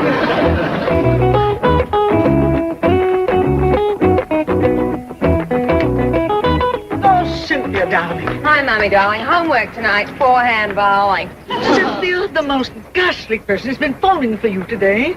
Mommy, I don't even know any ghastly person. Precisely what I said. I said, see here, Miss Clampett, you ghastly person. Clampett? Ellie Mae Clampett has been calling me? Yes. And she had the cheek to invite us to her home. I suspect the kidnap plot. She has the strangest accent. Mommy, the Clampetts are the avant-garde social leaders of the season. Are you serious? Dreadfully serious. You mean we should accept? Don't just accept. Call them immediately and beg to be invited. Beasley, where's the nearest phone? Front seat or back? Front seat, I tell you, Granny, I never talked to nobody so pitiful anxious to come for victuals as them Fenwicks. He must have fell on hard times, Jed. Must be. You know, it turns out she's a widow woman. Oh, Ellie Mae, Miss Fenwick called back, and she's coming for supper, her and Cynthia. Oh, good, Paul. Cynthia sure looked like she could use some victuals. Powerful skinny girl. I told you, Jed, they fell on hard times. That's a fact. Cynthia was wearing the oldest-looking clothes I ever did see. She was? Had on the fur she must have outrode 15 years ago. It barely come to her middle. And her pants had been worn till he was plumb shine. Her ma's in worse shape than she is. That poor old widder ain't got nothing to wear. You don't say. Well, it must have shamed her something terrible to have to say it, but right on the telephone she asked me, did she have to dress for dinner?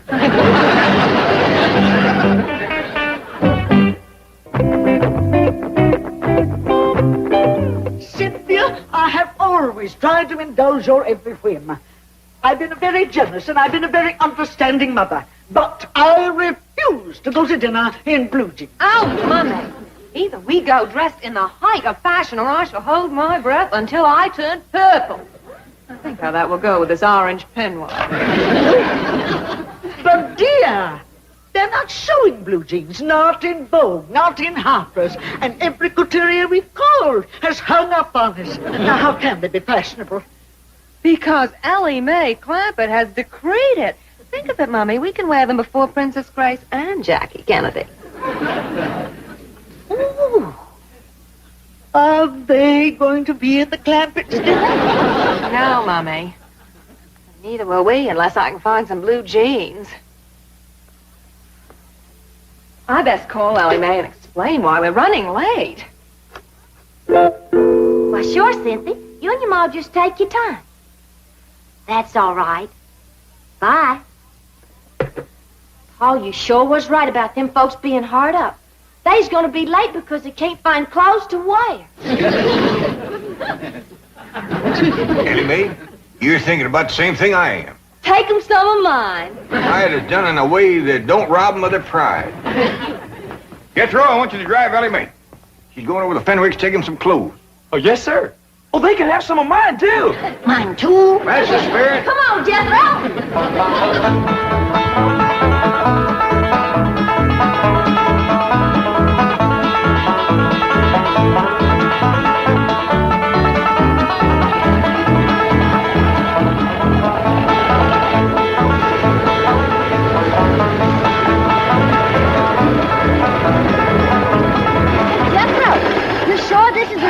It's awful little. Yeah, this is it, all right, Ellie. It says right on it, Fenwick House. I reckon no one's home. That's good. We can leave these clothes without shaming them none. Yeah, I'll set them right inside the door.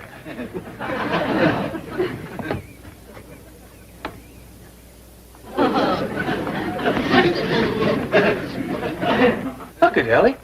Just one teensy little room. And a stick of furniture in it. Hey, and look. He's trying to grow a little garden right here in this box. No wonder poor Cynthia's so thin. There ain't enough in there to feed a baby rabbit. It would have broke your heart to see where they live. Their whole house ain't no bigger than a chicken coop. They don't even have a place to roost. Not one stick of furniture. No victuals except some little old greens that's trying to grow in a box. Pitiful. Just pitiful. You know, I always wondered why the Lord give us so much, but I reckon this is the reason. He wanted us to share with poor, needy folks like the widow Fenwick and her young'un. Now, Ellie Mae brought them some clothes. Granny is going to give them some food. What they need now is furnishings for that poor little house of theirs. Now, quick, let's load up the truck before they get here. Granny and Ellie, you get some dishes and some eating tools. Jethro and me, you'll find us some furniture. I want you young'uns to learn something now that I hope will abide with you for the rest of your days. The greatest joy of living is a joy that comes from giving.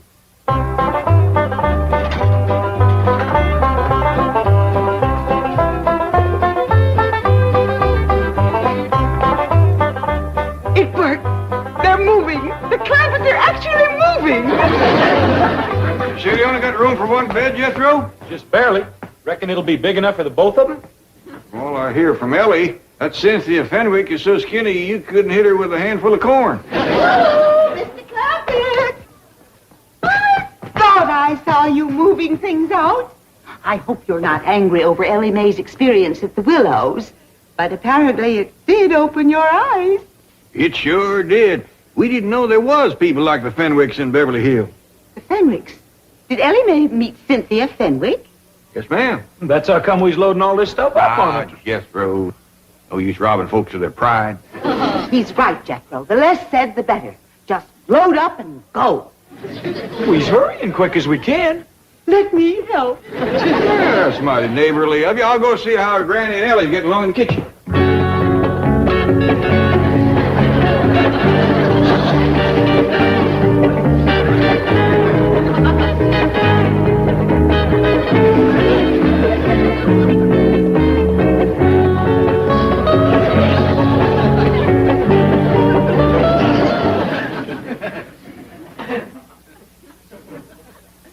Come to the mirror, Mums. Let's see how you look. I can't look.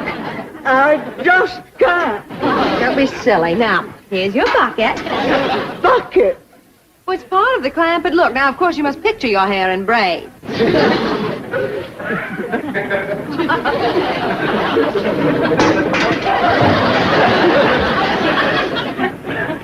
Really? Jason, come quickly. Bring some cold champagne to pour over Mummy. It doesn't matter. Any vintage year will do.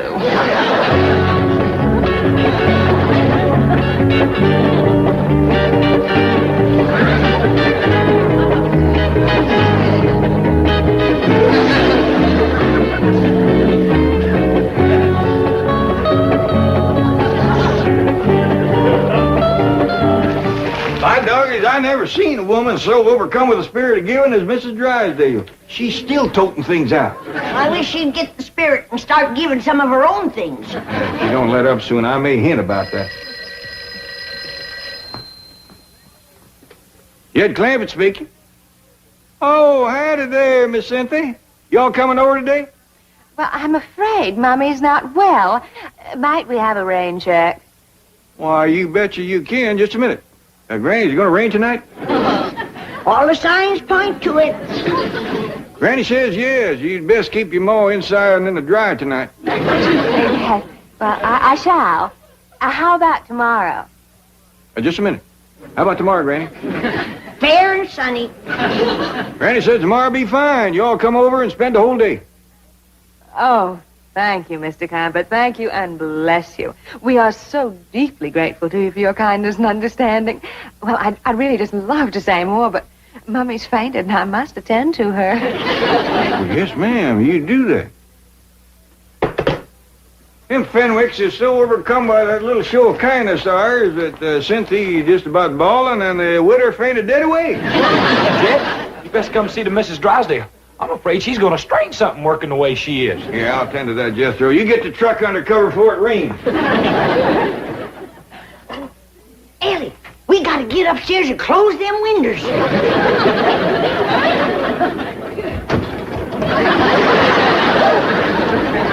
Whoa, Miss Drysdale, hold on there. Hold on. Tomorrow's another day. You will continue moving tomorrow, you promise? You spend the whole day just making the Fenwicks happy. And me. I'll come here early to help. Well, why don't you just rest up tomorrow? You must be all tuckered out. No. I shall be here early. Never did see such a change of heart come over a woman. Jed! Oh, Granny, let's have victuals early so we can all get to sleep early. Tomorrow's a big day. Ain't none of us gonna get to sleep early tonight, Jed Clampett. Why not? Miss Drysdale done emptied out all 12 bedrooms.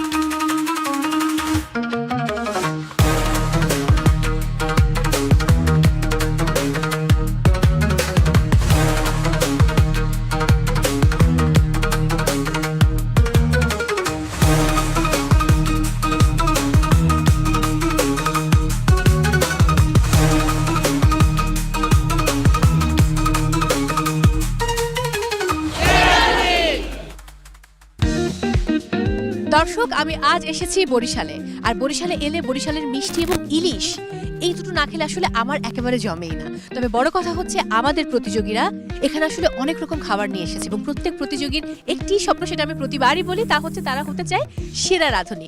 এবং এরা কিন্তু স্বপ্ন দেখতে এসেছেন এখানে। স্বপ্নের প্রথম ধাপ আজকে তারা মোকাবেলা করবেন।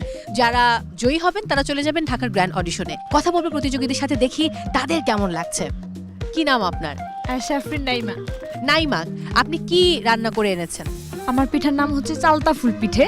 এটা হচ্ছে গিয়ে মূল ইনগ্রেডিয়েন্টস হচ্ছে নারকেলের পুর দিয়ে এটা করা হয়। জি। এবারে কি প্রথমবার এলেন না আগেও আসা হয়েছে? আগে এসেছি, এটা হচ্ছে আমার দ্বিতীয়বার। আপনি যে আজকে এখানে এলেন সেরা রাঁধুনিতে পার্টিসিপেট করতে, এটা আসলে কে আপনাকে পরামর্শ দিয়েছে? সবসময় আমার মা আমাকে এই বিষয়ে খুব আগ্রহ জোগাড় করে, আর আমার ভিতরে যে শ্রেষ্ঠত্বতা আছে, আমি চাই এই মুকুট আমার মাথায় আসুক এবং 15 লক্ষ টাকা জিতে আমি খুশি খুশি বাড়ি ফিরে যাব। ওরে বাবা, একসঙ্গে কত কিছু বলো! মুকুট জিততে চায়, 15 লক্ষ টাকা জিততে চায়। অনেক অনেক শুভকামনা আপনার জন্য। আগের বছর কি যাওয়া হয়েছিল বা আগের কোনো একবার? হ্যাঁ, গত বছর গিয়েছিলাম আমি গত সিজনে গ্র্যান্ড অডিশন পর্যন্ত। এই যে সময় পেলেন নিজেকে তৈরি করার, কি মনে হচ্ছে যে নিজেকে খুব ভালোভাবে তৈরি করতে পেরেছেন এবারের সিজন 8-এর জন্য? আমি চেষ্টা করেছি গত 2 বছরে নিজেকে একটু একটু করে তৈরি করতে। আর এখানে সবাই আসে, মানে কারো থেকে কেউ কম না, তো আমিও ওইভাবেই নিজেকে তৈরি করেছি। দেখা যাক কি হয়, ইনশাল্লাহ। দর্শক, বরিশাল অডিশনে একই পরিবারের 3 জন এসেছেন, মা, মেয়ে এবং খালা। কেমন আছেন? ভালো। আপনি কেমন আছেন? আমি খুব ভালো আছি। আপনি তো মা, রাইট? মেয়ে কোন ক্লাসে পড়ে? মেয়ে এবছরে ইন্টার পাস করলো। আচ্ছা, ইন্টার পাস করেছে মাত্র।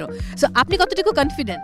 আমি আম্মুকে নিয়ে বেশি কনফিডেন্ট, যেহেতু মায়েরাই সেরা, তো আমি হচ্ছি অতটা আমাকে নিয়ে আশাবাদী না, মাকে নিয়ে বেশি আশাবাদী। আচ্ছা, ওকে, আমি একটু খালার কাছে যাই। মানে এই যে এলেন, বোনকে নিয়ে এসেছেন, ভাগ্নিকে নিয়ে এসেছেন, আপনি কি রেঁধে এনেছেন? আমি গরুর মাংস রান্না করে এনেছি টমেটো দিয়ে। আমি 3 জনের জন্যই অনেক শুভকামনা জানাচ্ছি, দেখা যাক কি হয়। আগের বারের থেকে এবারে প্রস্তুতি কতটা বেশি? এবারের প্রস্তুতি আরেকটু বেশি বলবো, কারণ গ্র্যান্ড অডিশনে যখন আমি এর আগের সিজনে বাদ পড়ে যাই, আমি যেটা বুঝলাম যে আসলে আমি বিদেশি রান্না নিয়ে অনেক বেশি ফোকাস করেছি, বাট আমার দেশীয় রান্না যেটা, ওটার সম্পর্কে আমার জ্ঞান খুবই কম ছিল। সো আমি এই 1.5 বছর দেশি রান্নার উপরেই ফোকাস করেছি।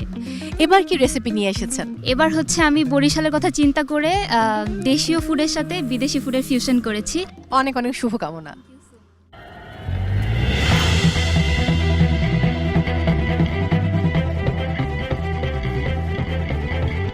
আমার মাঝে আমি সেরা রাধুনী,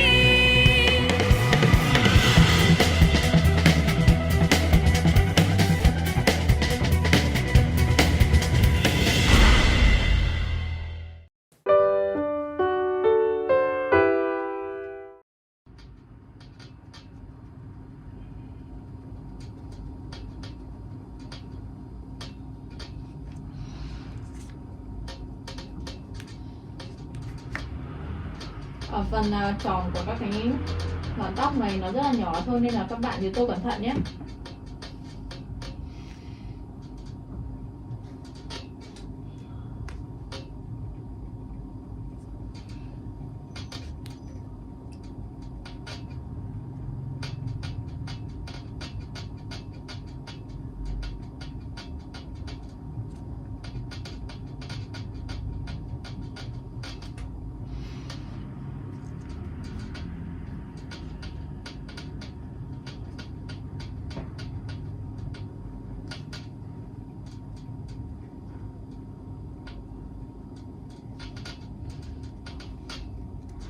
Và như vậy là mình đã sử dụng xong màu xanh lá cây để tô bức tranh rồi. Và bây giờ mình sẽ cất màu xanh lá cây đi. Và mình sẽ sử dụng tiếp là màu... Nó cất màu linh tinh này. Mình sẽ sử dụng tiếp là màu nâu nha. Mình sẽ sử dụng màu nâu để tô phần thân của cây hoa mai này. Mình đang tô màu đen này dần lên phần mái tóc của cô bé này nhé.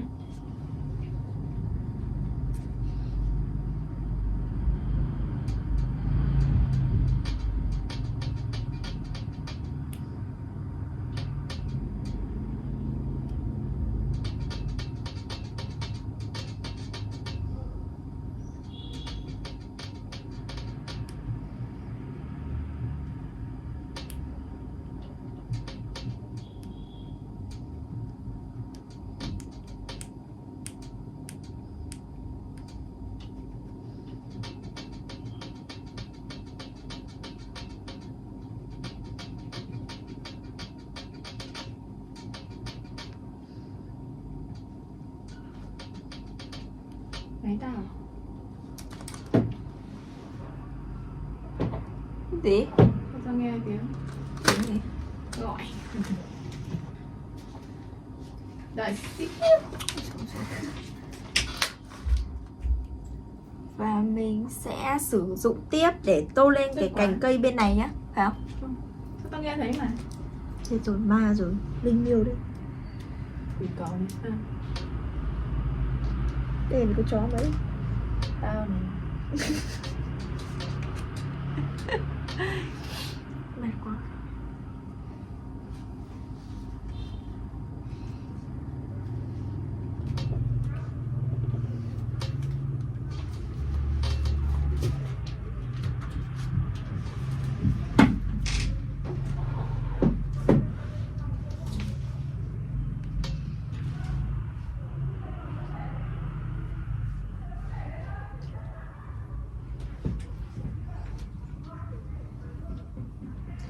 Phần giữa của mái tóc này thì mình có thể tô nhanh lên một chút, bởi vì không sợ lem ra bên ngoài cho lắm. Còn đến phần rìa thì các bạn nhớ tô chậm lại nhé.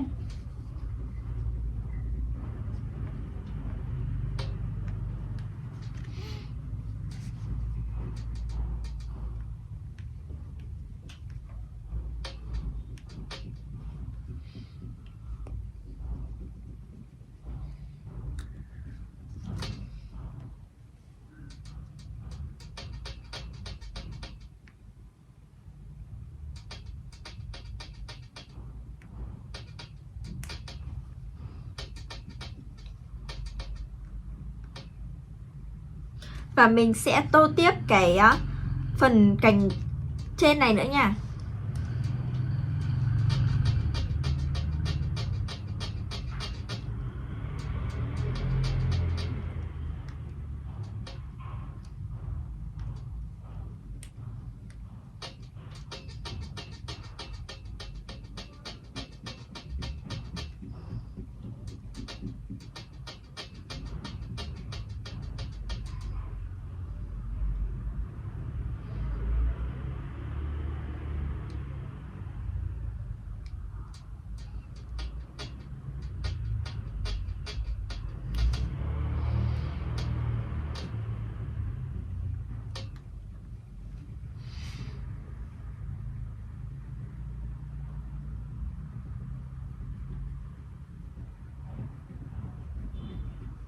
Và mình sẽ tô tiếp cái phần cành hoa mai ở phía bên này. বয়স কত আপনার? 19. ট্রিপা good try. হ্যাঁ, but unfortunately আমরা র food দিয়ে আপনাকে নিয়ে আগাতে পারবো না। ইনশাআল্লাহ আবার দেখা হবে। ইনশাআল্লাহ। Thank you. Sweet and savoury item একসাথে হয় স্যার? সরি, চিকেনটা ড্রাই হয়ে গেছে। নট জাস্ট ড্রাই, ইটস প্রচন্ড শক্ত। আপনি আটকে গিয়েছেন।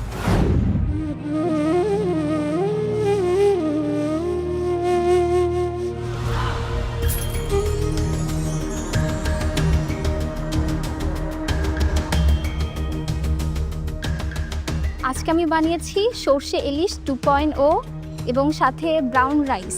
বাকরখানি কিভাবে বানাতো? একটু দেখতে হবে, আমি রেসিপি বইতে লিখে রেখেছি, বাট এইটুকু মনে আছে আমার। আপনার জ্ঞান খাতায় আছে, মাথায় নেই। না না, এই যে তো আমি একবার দেখলে মনে পড়ে যাবে আর কি ছিল। I see. ট্রিপা গুড ট্রাই। হ্যাঁ, বাট আনফরচুনেটলি আমরা র ফুড দিয়ে আপনাকে নিয়ে আগাতে পারবো না। ইনশাআল্লাহ আবার দেখা হবে। ইনশাআল্লাহ। Thank you. Thank you.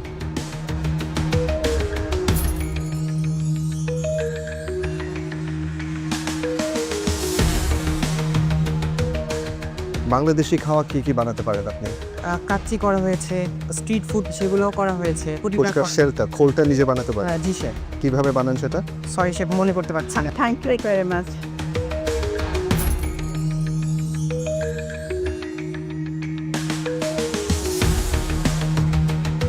আমার নাম সানজারা বিনতে সাইদ আর আমার রেসিপিটার নাম হচ্ছে আমের ভাপা দুধ।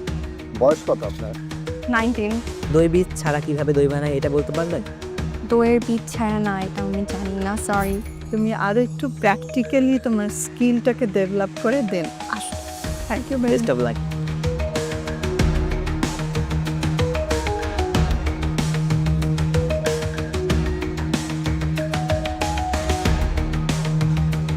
সেরা রাঁধুনির অডিশন রাউন্ডে বিচারকদের প্রত্যাশাকে পূরণ করতে না পারায় অনেক প্রতিযোগীরই স্বপ্নভঙ্গ হয়। অডিশন রাউন্ডেই থেমে যায় তাদের যাত্রা। পরবর্তী সিজনে নিজেদেরকে তৈরি করে আবার ফিরে আসার প্রত্যয় নিয়ে ফিরে যান রাঁধুনিরা।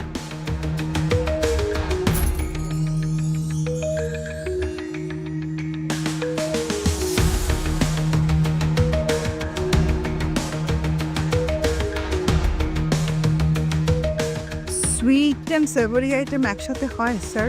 সরি। আসলে তো প্লেটিং নিয়ে শুধু ইন্টারেস্ট থাকলে হবে না, you have to be interested about food. ময়দা টেস্ট হয়ে গেছে, টোফু মনে হচ্ছে না।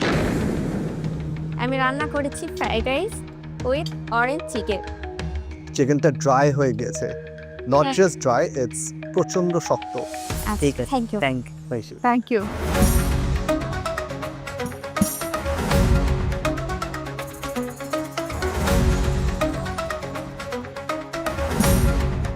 এটা স্যার চিকেন হায়দ্রাবাদি বিরিয়ানি। মিজান, আপনার সম্পর্কে ইন্টারেস্টিং কিছু বলেন আমাদেরকে। অ্যাকচুয়ালি আমি একজন রেস্টুরেন্ট ব্যবসায়ী। কি রেস্টুরেন্ট আপনার? কি ধরনের ফুড সার্ভ করেন? স্কাই ডাইনিং রেস্টুরেন্ট, এক জায়গায় চাইনিজ আর একটা fast food and mini Chinese, যেটা অনলি স্টুডেন্টদের জন্য, মেডিকেল কেএমসি মেডিকেল কলেজের সামনে। জি, একজন ব্যবসায়ী হিসেবে আমাকে যখন আমি বিজনেস ফর্ম করলাম, কর্মচারী হ্যাজার্ডে পড়ার পরে আমাকে নিজেকেই সব শেফ প্রফেশনের মধ্যে ঢুকতে হবে। স্যার, সে রাজনীতি আপনি কেন রেজিস্টার করলেন আজকে আমাদের সাথে? এটা আমার মিসেসের ইচ্ছা ছিল, উনি নিজেই আমারটা রেজিস্ট্রেশন করে দিয়েছে। তারপরে আমি জানতে পারি যে আমি রেজিস্টার এখানে। তো আপনি কখন জানতে পেরেছেন? যখন স্যার আমার কাছে ফোন এসছে তখন আমি জানতে পেরেছি। তবে আমি একটা কথা বলবো যে আপনি যেহেতু রেস্টুরেন্ট একজন ওনার, এই যে মানে ডেকোরেশনটা, মানে আপনার প্লেট থেকে উপচে পড়ছে জিনিসটা।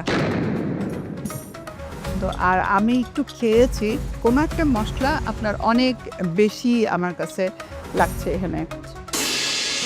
আপনার হচ্ছে খাবার আর যেটা এটার প্রেজেন্টেশন অপ্রাসঙ্গিক মনে হয়েছে। শসা বা গাজর এগুলো কিন্তু আসলে আমাদের মানে হটের সাথে কিন্তু খুব এই কম্বিনেশনটা থাকে না। টেকনিক্যাল জায়গায় আপনি আটকে গিয়েছেন।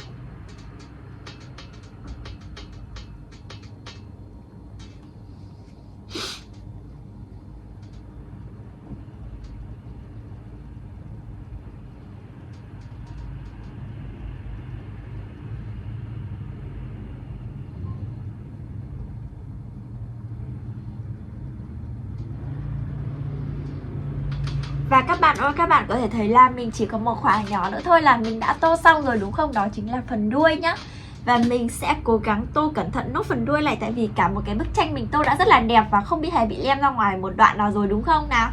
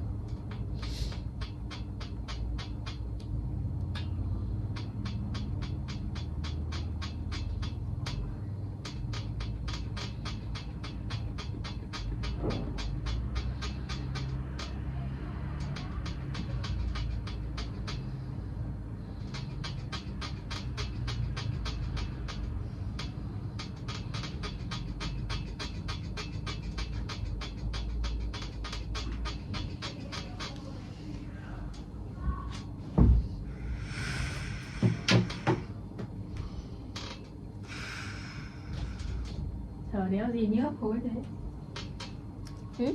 Mày thờ kiểu đéo gì mà như hấp hối thế?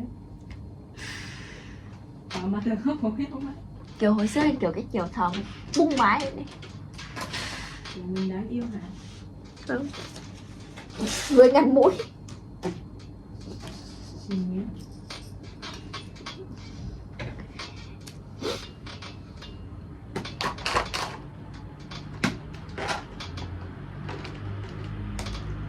Trai không?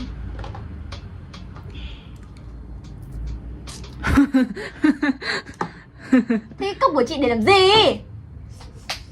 Ức chế đấy nhỉ? Cốc thì không dùng, cứ cầm cốc người ta. Phấn lộ. Đúng rồi, nước vào đầu bây giờ. Và mình sẽ tô nốt một nửa cái đoạn đuôi này của chú cá mập nhá. Nó xin không ước coi. Tế kinh. Khiếp, uống được 2 hớp nước mà đã hết mẹ cái bình rồi, sợ quá. Con kia mày uống nước như uống nước lã ấy. Sao mày đéo thay cái áo của tao ra? Cái gì? Sao mày không thay cái áo của tao ra? Mặc đang ấm thay chí. Tắm rồi mắc gì ấm gì nữa. Phòng ấy nó lạnh ấy, không có tình người. Cởi ra mới là không có nè. Mẹ mày đã cho mặc rồi mà còn nói thế nữa. Hóa ra nó tắm rồi là tắm thì chưa. Để cao và như vậy là mình đã dùng xong màu xanh để tô bức tranh rồi, và mình sẽ cất màu xanh đi và sử dụng màu đen để tô phần mắt của chú. আপনি পেয়েছেন 23 এবং আপনাকে আমরা নিয়ে যেতে পারছি না grand অডিশনে।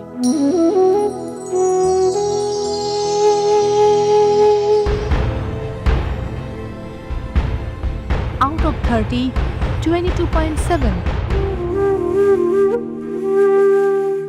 I'm so sorry, Tamal. ফলাফল যেটা বলছে আপনি পেয়েছেন 27.3। গ্র্যান্ড অডিশনের জন্য আপনাকে আমরা নিয়ে যেতে পারছি। কংগ্রাচুলেশন। আমি তমালকে দিয়ে শুরু করতে চাই। তমাল খান 1424। জি। 10ম পজিশন থেকে আপনাকে যাত্রা ভঙ্গ করে ফেরত আসতে হয়েছিল। কি মনে হচ্ছে? চ্যাম্পিয়ন হতে এসেছেন আমি জানি, আসলে কি দৌড়ে আপনি টিকে থাকবেন? আমার কাছে আমি কনফিডেন্ট যে ইনশাল্লাহ হয়তো আমি নেক্সট রাউন্ডে যাব। কুমু 1427, সেখানে আপনি লাকি 7 পজিশনে ছিলেন, যদিও সেটা আপনার জন্য ছিল আনলাকি। ফিরে আসতে হয়েছিল যাত্রা ভঙ্গ করে। কি মনে হচ্ছে? এতজন প্রতিযোগী রয়েছে, প্রত্যেকেই কিন্তু একই স্বপ্ন দেখছে, চ্যাম্পিয়ন হওয়ার স্বপ্ন। আপনি সেই দৌড়ে কতটা টিকে থাকবেন? আমি ওভাবে দেখবো না যে ফেইলিয়ার আর সাকসেসফুল, আমি বলবো ওটা আমার জার্নি ছিল। আজকের রেজাল্ট যেটাই হোক, আমি এটাও বলবো যে আজকে যদি আমি সিলেক্ট হই আরও হার্ডওয়ার্ক করবো গ্র্যান্ড অডিশনের জন্য, কিন্তু যদি সিলেক্ট নাও হই তাও আমি জানি যে আমার জার্নি এখানে স্টপ না। ওকে হুমায়রা, আপনি কি মনে করেন? যদিও গ্রিন কালার পরে এসেছেন, একটা গ্রিন সিগন্যাল কি পাচ্ছেন নাকি পাবেন না, কি মনে হয়? আমি আশাবাদী যে গ্রিন সিগন্যালের মধ্যে থাকবো, এখন সব কিছু আল্লাহর ইচ্ছা। ফারিহা নাওরুন কতটুকু কনফিডেন্ট? অ্যাকচুয়ালি আমি এসেছিলাম একটা এক্সপিরিয়েন্স নেওয়ার জন্য, যেটার জন্য আমি আলহামদুলিল্লাহ অনেক হ্যাপি। এখান থেকে যদি আমার জার্নিটা এখানে স্টপ হয়ে যায়, স্টিল আমার কোনো আফসোস নেই। অ্যান্ড যদি সামনে যেতে পারি, আমি অবশ্যই আমার বেস্টটা দিব। ফারিহা নাওরুন এবং একই সাথে হুমায়রা রিফাত, এই দুজনের মধ্যে যে কোনো একজন যাচ্ছে গ্র্যান্ড অডিশনে, একজনের যাত্রা এখানেই স্টপ হচ্ছে। হুমায়রা রিফাত স্কোর কার্ড বলছে আপনি পেয়েছেন আউট অফ 30-র মধ্যে 27.8। ফারিহা নাওরুন আপনি পেয়েছেন 25.1। and I'm so sorry, আপনার যাত্রা স্টপ হচ্ছে এখানেই, কিন্তু আমাদের সাথে চলে যাচ্ছে Humaira Rifat grand অডিশনে। Congratulation.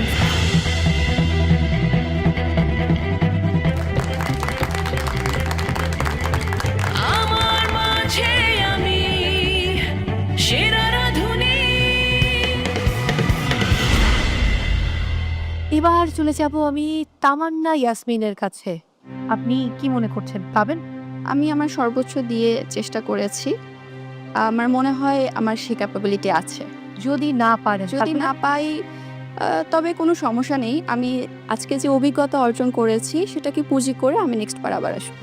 Score card কত বলছে আমি একটু পরে বলি, আমি একটু ঘুরে আসি সেলিনা আক্তারের কাছে থেকে। কি মনে হচ্ছে এখন যে আপনি আসলে যেই রেসিপি বানিয়ে নিয়ে এসেছেন সেই রেসিপি কি আপনাকে গ্র্যান্ড অডিশনে যাওয়ার জন্য টিকিটটা পাইয়ে দেবে? ইনশাআল্লাহ। ঘামছেন? টেনশন হচ্ছে। হ্যাঁ, আপনাদের টেনশনে আমি নিজেও ঘামছি। By the way, Saleha Hamida Liza 1427 grand audition থেকে বিদায় নিতে হয়েছিল। আজকে আপনার যেই রেসিপি আপনি নিয়ে এসেছেন, কি মনে হচ্ছে স্বপ্নের দৌড়ে টিকে থাকবেন? আমি লাক জিনিসটা অনেক বেশি বিশ্বাস করি। সো এটা বলতে পারি যদি আজকে আমার লাক ফেভার করে, সো ডেফিনেটলি। এই তিনজন অর্থাৎ লিজা, তামান্না এবং সেলিনা, এই তিনজনের মধ্য থেকে তামান্না ইয়াসমিনের নম্বরটা বলে ফেলতে পারি। ফলাফল যেটা বলছে আপনি পেয়েছেন 27.3। গ্র্যান্ড অডিশনের জন্য আপনাকে আমরা নিয়ে যেতে পারছি। কংগ্রাচুলেশন।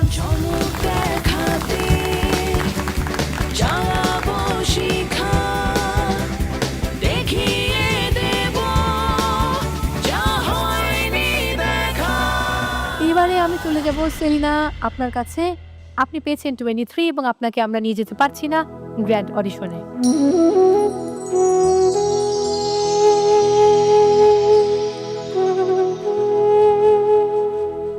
শুভকামনা রইল। দর্শক, এবারে বাকি আছে মাত্র 3 জন, তমাল খান, কুমু, লিজা। 3 জনেরই অভিজ্ঞতা রয়েছে সেরা রাঁধুনির মঞ্চে নিজেদের প্রতিভা মেলে ধরার, এবং বিদায় নিতে হয়েছিল একটা পর্যায় থেকে। এবার আবারও সুযোগ। কুমু, কি মনে হচ্ছে, কত পেয়েছেন আপনি মার্কস? মার্কসের ব্যাপারটা আমি জানি না, তবে আউট অফ 30 27.8 পেয়ে একজন চলে গেছে, 27.3 পেয়ে একজন চলে গেছে গ্র্যান্ড অডিশনে। আপনি কত পেয়েছেন বলে আপনার মনে হয়? 27 থেকে বেশি হবে। বিজ্ঞ বিচারকের আপনাদের কি মনে হয়, 27 থেকে বেশি পেয়েছে কুমু? সেটা আমরা চেক করি। ওকে, স্কোর কার্ড বলছে আপনি পেয়েছেন 28.1 এবং আপনি আজকে সর্বোচ্চ মার্কস পেয়েছেন। কংগ্রাচুলেশনস।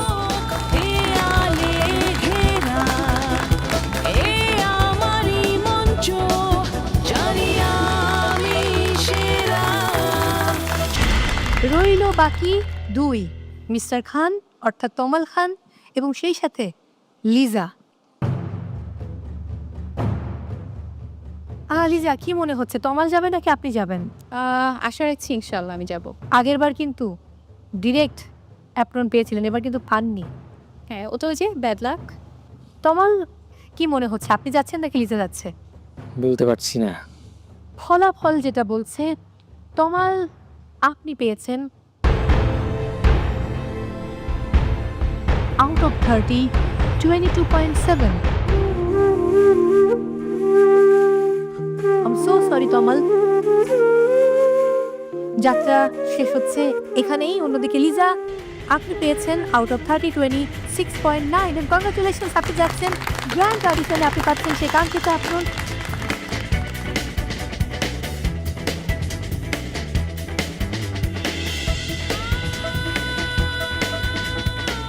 দর্শক, সেরা রাঁধুনি সিজন 8-এর প্রথম অডিশন বগুড়া থেকে আমরা পেয়ে গেছি 4 জন প্রতিযোগীকে, যারা আসলে লড়বে গ্র্যান্ড অডিশনে ঢাকায়। এবং বাকিদের প্রতি অনেক অনেক শুভকামনা রইল। পরের বার আপনাদের জন্য অনেক ভালো কিছু থাকবে। সেই সাথে আমাদের 3 বিজ্ঞ বিচারকের প্রতি অশেষ কৃতজ্ঞতা আমাদেরকে সময় দেওয়ার জন্য। দর্শক, বিদায় নেবার আগে এক ঝলক দেখে নিব কারা যাচ্ছেন বগুড়া থেকে grand অডিশনে।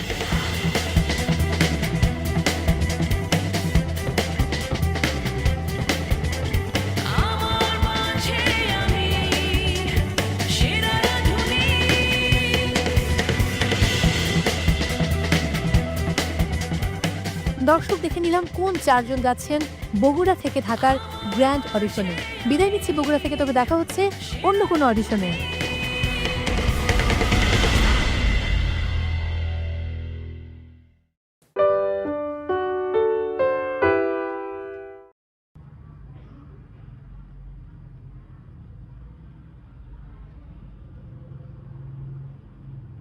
Nha mẹ với Bo ngủ đi, con tắt máy. Bạn kéo thế này đi nói chuyện gì nữa trời.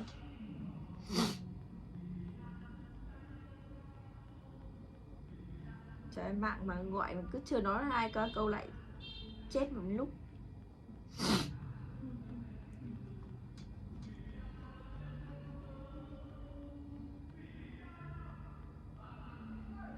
Bữa nay hát trèo luôn rồi hay sao ấy? Đâu? Hát kiểu đọc. Mệt vãi.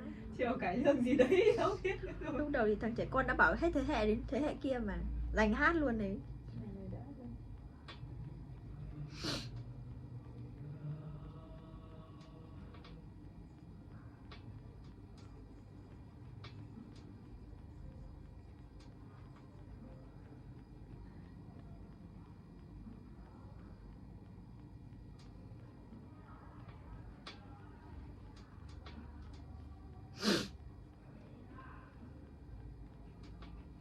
Anh vẫn luôn đợi em, anh chỉ thương mình nàng.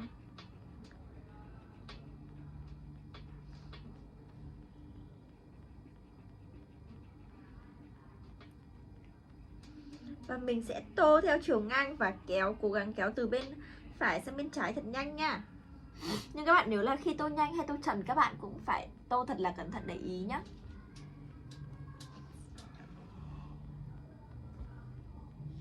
Đến tháng rồi mà mặt lên trán lên đầy mụn. Sau lá vừa mới hết mụn được một tí thì á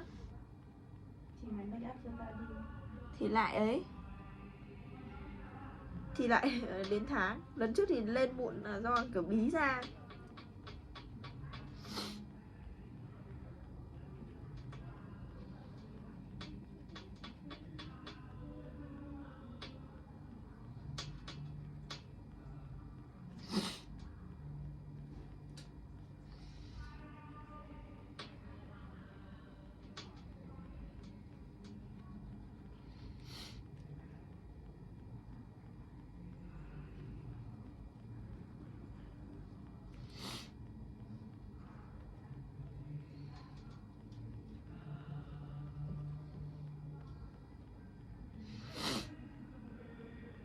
Vâng. Make up cho tao. Gì? Ra đùa đấy. Mẹ đừng đùa luôn đi. Làm gì? Chơi. Quay á? Chứ đâu? Bây giờ? Chơi ở nhà.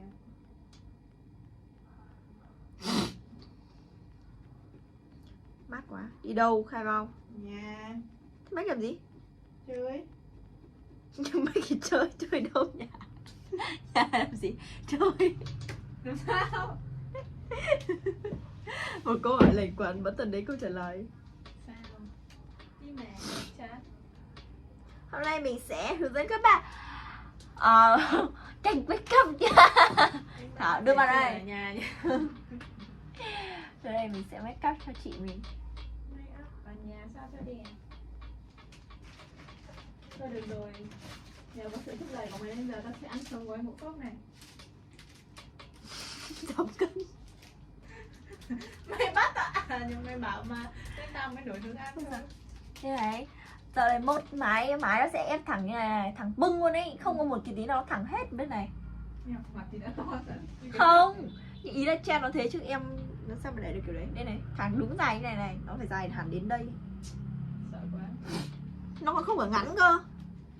Chả hiểu. Thôi để ăn cái bánh mì này đi. Sợ hỏng quá. Để im đấy mai ăn sáng. Hỏng mẹ đến nơi rồi. Hỏng cái gì? Bánh mì người ta mua người ta để cả tuần đấy bố ạ. Sợ mai bảo là hỏng rồi đừng ăn nữa, bỏ đi đi. Thế tao có hạn sử dụng mà đúng không? Mang đây mà. Ý. Nhớ có đâu. Có á. Hạn này sẽ xem trên bao bì. 5 ngày kể từ ngày sản xuất. Đâu mang đây. Rồi ngày sản xuất thì đéo. Chắc là ngày hôm nay luôn, ngày hôm mở sang đây luôn đấy. Em mua mới mà. Ngày chắc chưa? Mình biết gì? Ngày sản xuất đi quá à. Bày đặt quá. Tao đây, ngày sản xuất ngày mùng 5 tháng 12. Trời đã. Đây luôn. Nói mày không nghe hả? 15 lakh টাকা পেয়ে গেলেন এরপর কি করবেন? আমি নিজের নামে একটা রেস্টুরেন্ট ওপেন করতে চাই, এটা করতে পারবো, এটা করতে পারবো। 15 লক্ষ টাকায় রেস্টুরেন্ট হবে না তো? 8 বছর চাকরি করেছি মানবাধিকার সংস্থায়। চাকরি চলাকালীন আমি কোনো কিছু শিখতেও পারছিলাম না, এই বিষয়টা নিয়ে আগাতেও পারছিলাম না, সেজন্য আমি চাকরি ছেড়েছি এটাতে আগাবো বলে।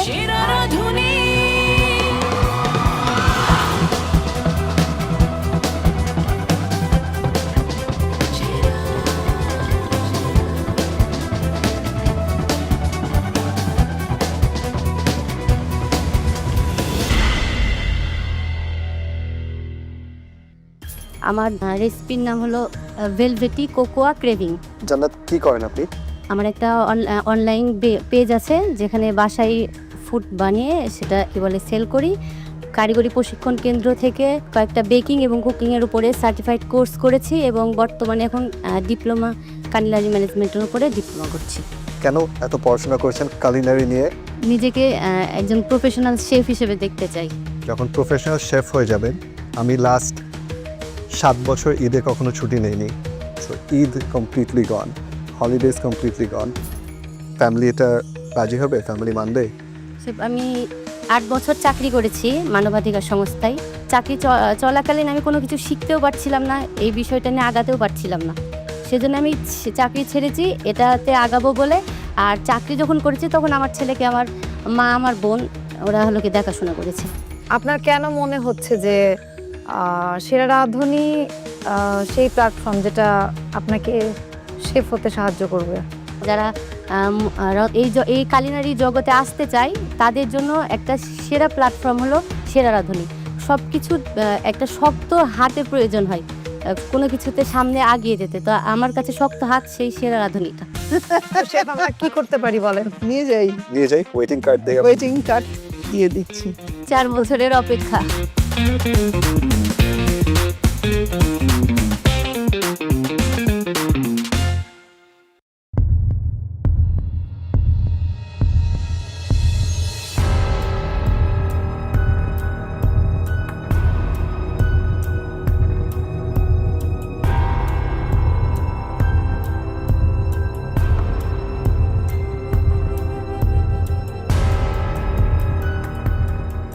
কি নাম তোমার?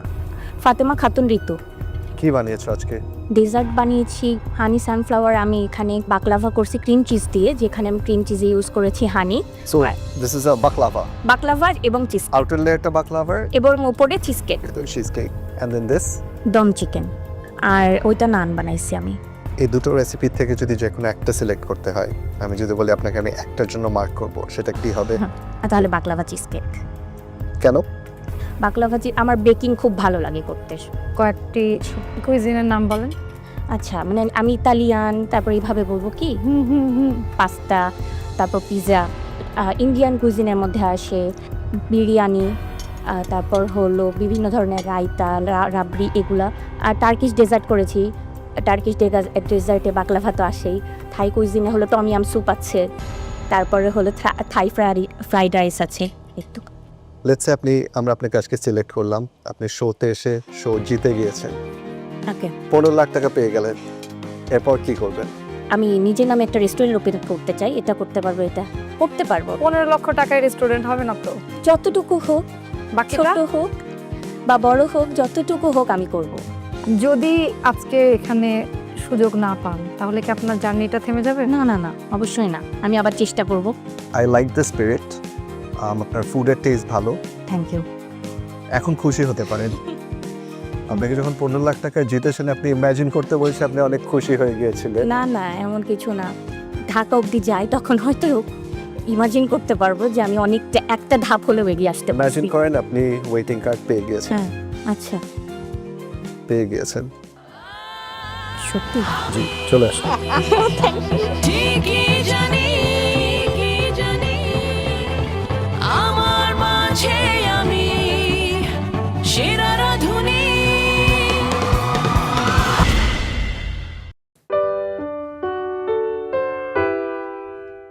Làm màu vàng nha. Mình sẽ sử dụng màu vàng để tô những cái phần cánh hoa. Mai này nữa là đã hoàn thiện xong bức tranh rồi nhá. Và mình sẽ tô phần cánh hoa bông hoa nhỏ nhất ở phía dưới này trước.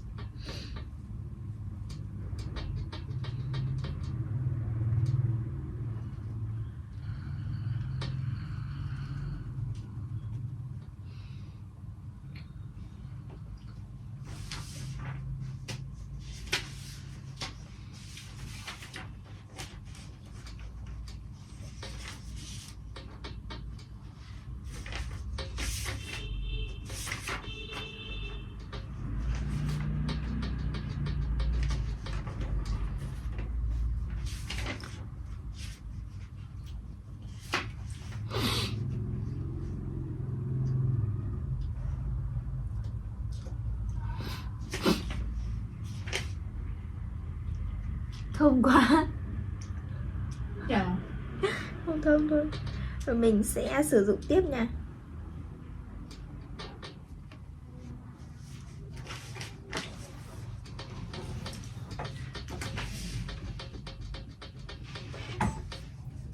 Hello, xin chào tất cả các bạn.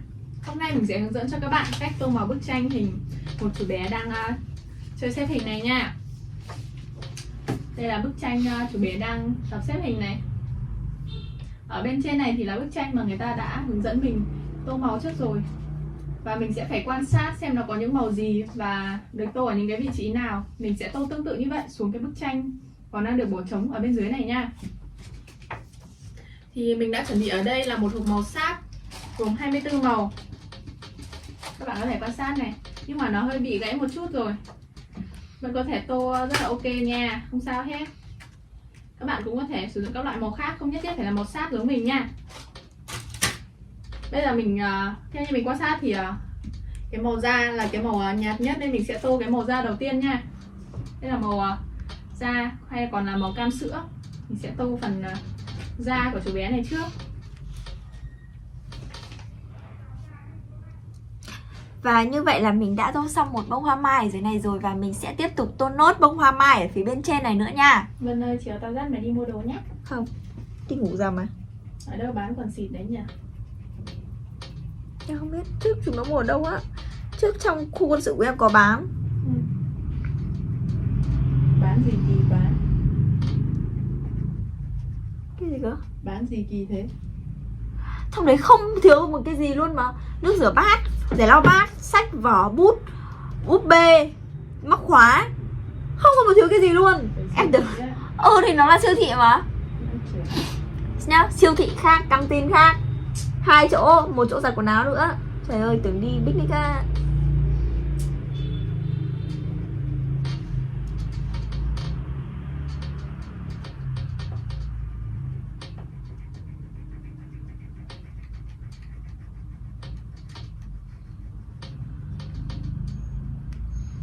Tôi nghĩ là ta phải mua một quyển giải phẫu mà.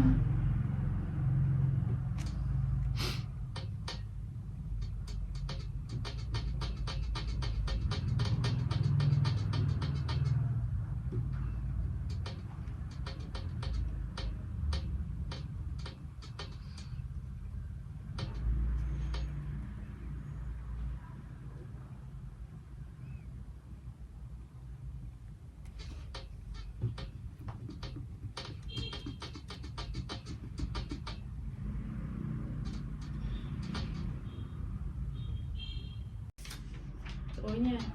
Trưa chỉ được ngủ có một tí thôi. Trưa tao không ngủ bao giờ đâu. Trưa đấy được ngủ một tí thật. Kiểu nó buổi sáng nó đã rất là thèm ngủ rồi, hiểu không? Thế là trưa muốn ngủ thì không được. Thế tính ra là mình được ngủ 7 tiếng à? Từ 9 giờ đến 5 giờ. Thế là tao thừa luôn đấy, tao chỉ ngủ có 5 hoặc 6 tiếng thôi. 9 giờ đến 5 giờ là bao nhiêu tiếng? Thế rồi tao về tao béo đấy. 9 giờ. Ai đi con sự về ăn béo mà. Nếu mà trong đấy thức ăn cũng ngon như kiểu ở khu em đi thì nên cân được cái chất. 9 giờ đến 5 giờ 12 trừ 3, 8 tiếng rồi. Chết rồi, ngủ phè. Trưa thì được ngủ 1 tiếng rưỡi nữa. Ai ngủ béo lắm ấy. Sướng quá. Béo gì như đi hưởng thụ ấy. Khổ thì không ai thấy. Tao thấy chỉ có lúc lăn lê là khổ nhất rồi. Đâu có đâu, mình trong đấy cũng chán nữa ấy. Tù hả? Kiểu cảm giác nó không được tiếp xúc thế giới ngoài. Nó cũng chán mà. Kiểu nó chả có cái gì tiện ích hết. Mày là 1 tháng nên mày thấy giống tù thôi, chứ tao 1 tuần là tao đi trải nghiệm mà. Lúc bọn em đi 1 tuần thì 1 ngày cũng thấy chán rồi. Chỉ 1 tuần. 1 tuần lúc đấy là ngấm lắm rồi. Và như vậy là mình đã sử dụng xong màu đỏ để tô bức tranh rồi. Và mình sẽ cho các bạn xem bức tranh của mình nha. Và đây là bức tranh hoa chuông của mình sau khi tô màu xong này. Rất là đẹp đúng không? Và video hướng dẫn tô màu của mình đến đây cũng đã kết thúc rồi. Xin chào và hẹn gặp lại các bạn ở những video tiếp theo nha. Mình sẽ lấy màu đỏ này để tô cái bông hoa này trước nha. Bức tranh khô chưa nhỉ? Từ lúc ăn cơm cơ mà. Con xong mà. Đấy có 1 giờ. Em sẽ 2 tiếng rưỡi rồi. Bây giờ mấy giờ? Xin chào mừng các bạn đã trở lại với kênh YouTube của mình ngày hôm nay. Và hôm nay mình sẽ hướng dẫn cho các bạn tô màu một bức tranh hình bông hoa mai nhé. Và đây sẽ là cái bức tranh hình bông hoa mai mình tô màu này. Thì các bạn có thể thấy là ở đây chúng ta sẽ có hai bức tranh hoa mai. Đó chính là một bức tranh bên trên và một bức tranh bên dưới. Thì các bạn có thấy điểm khác nhau giữa hai bức tranh này là gì không nhỉ? Điểm khác nhau giữa hai bức tranh này đó chính là bên trên là một bức tranh đã được tô màu rồi, còn bên dưới là một bức tranh chưa được tô màu, đúng không? Thì mình sẽ tô màu cái bức tranh bên dưới này sao cho nó giống với cái bức tranh bên trên nhá. Để tô màu thì mình cần có màu. Và mình cũng đã chuẩn bị ở đây là một hộp màu sáp gồm 24 màu rồi. Và không để các bạn đợi lâu thì mình sẽ bắt đầu tô cái bức tranh này ngay bây giờ nha. Đầu tiên là mình sẽ sử dụng màu xanh lá cây trước. Mình sẽ sử dụng màu xanh lá cây.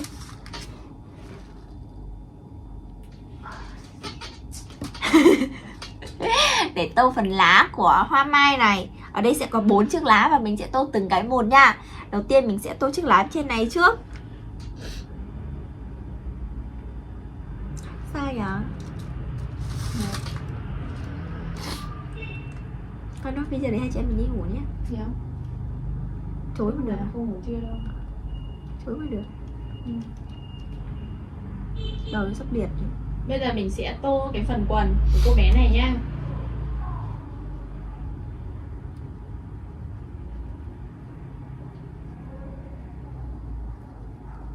Mascara.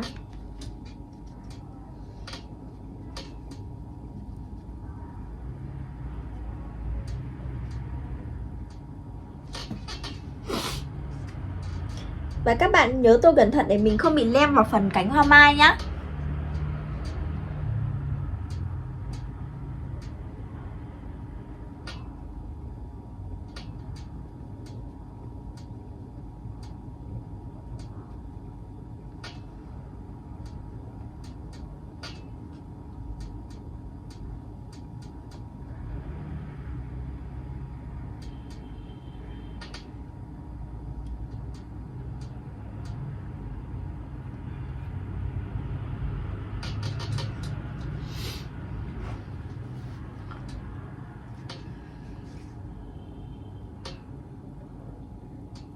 Và mình sẽ tô từ dưới lên trên nha.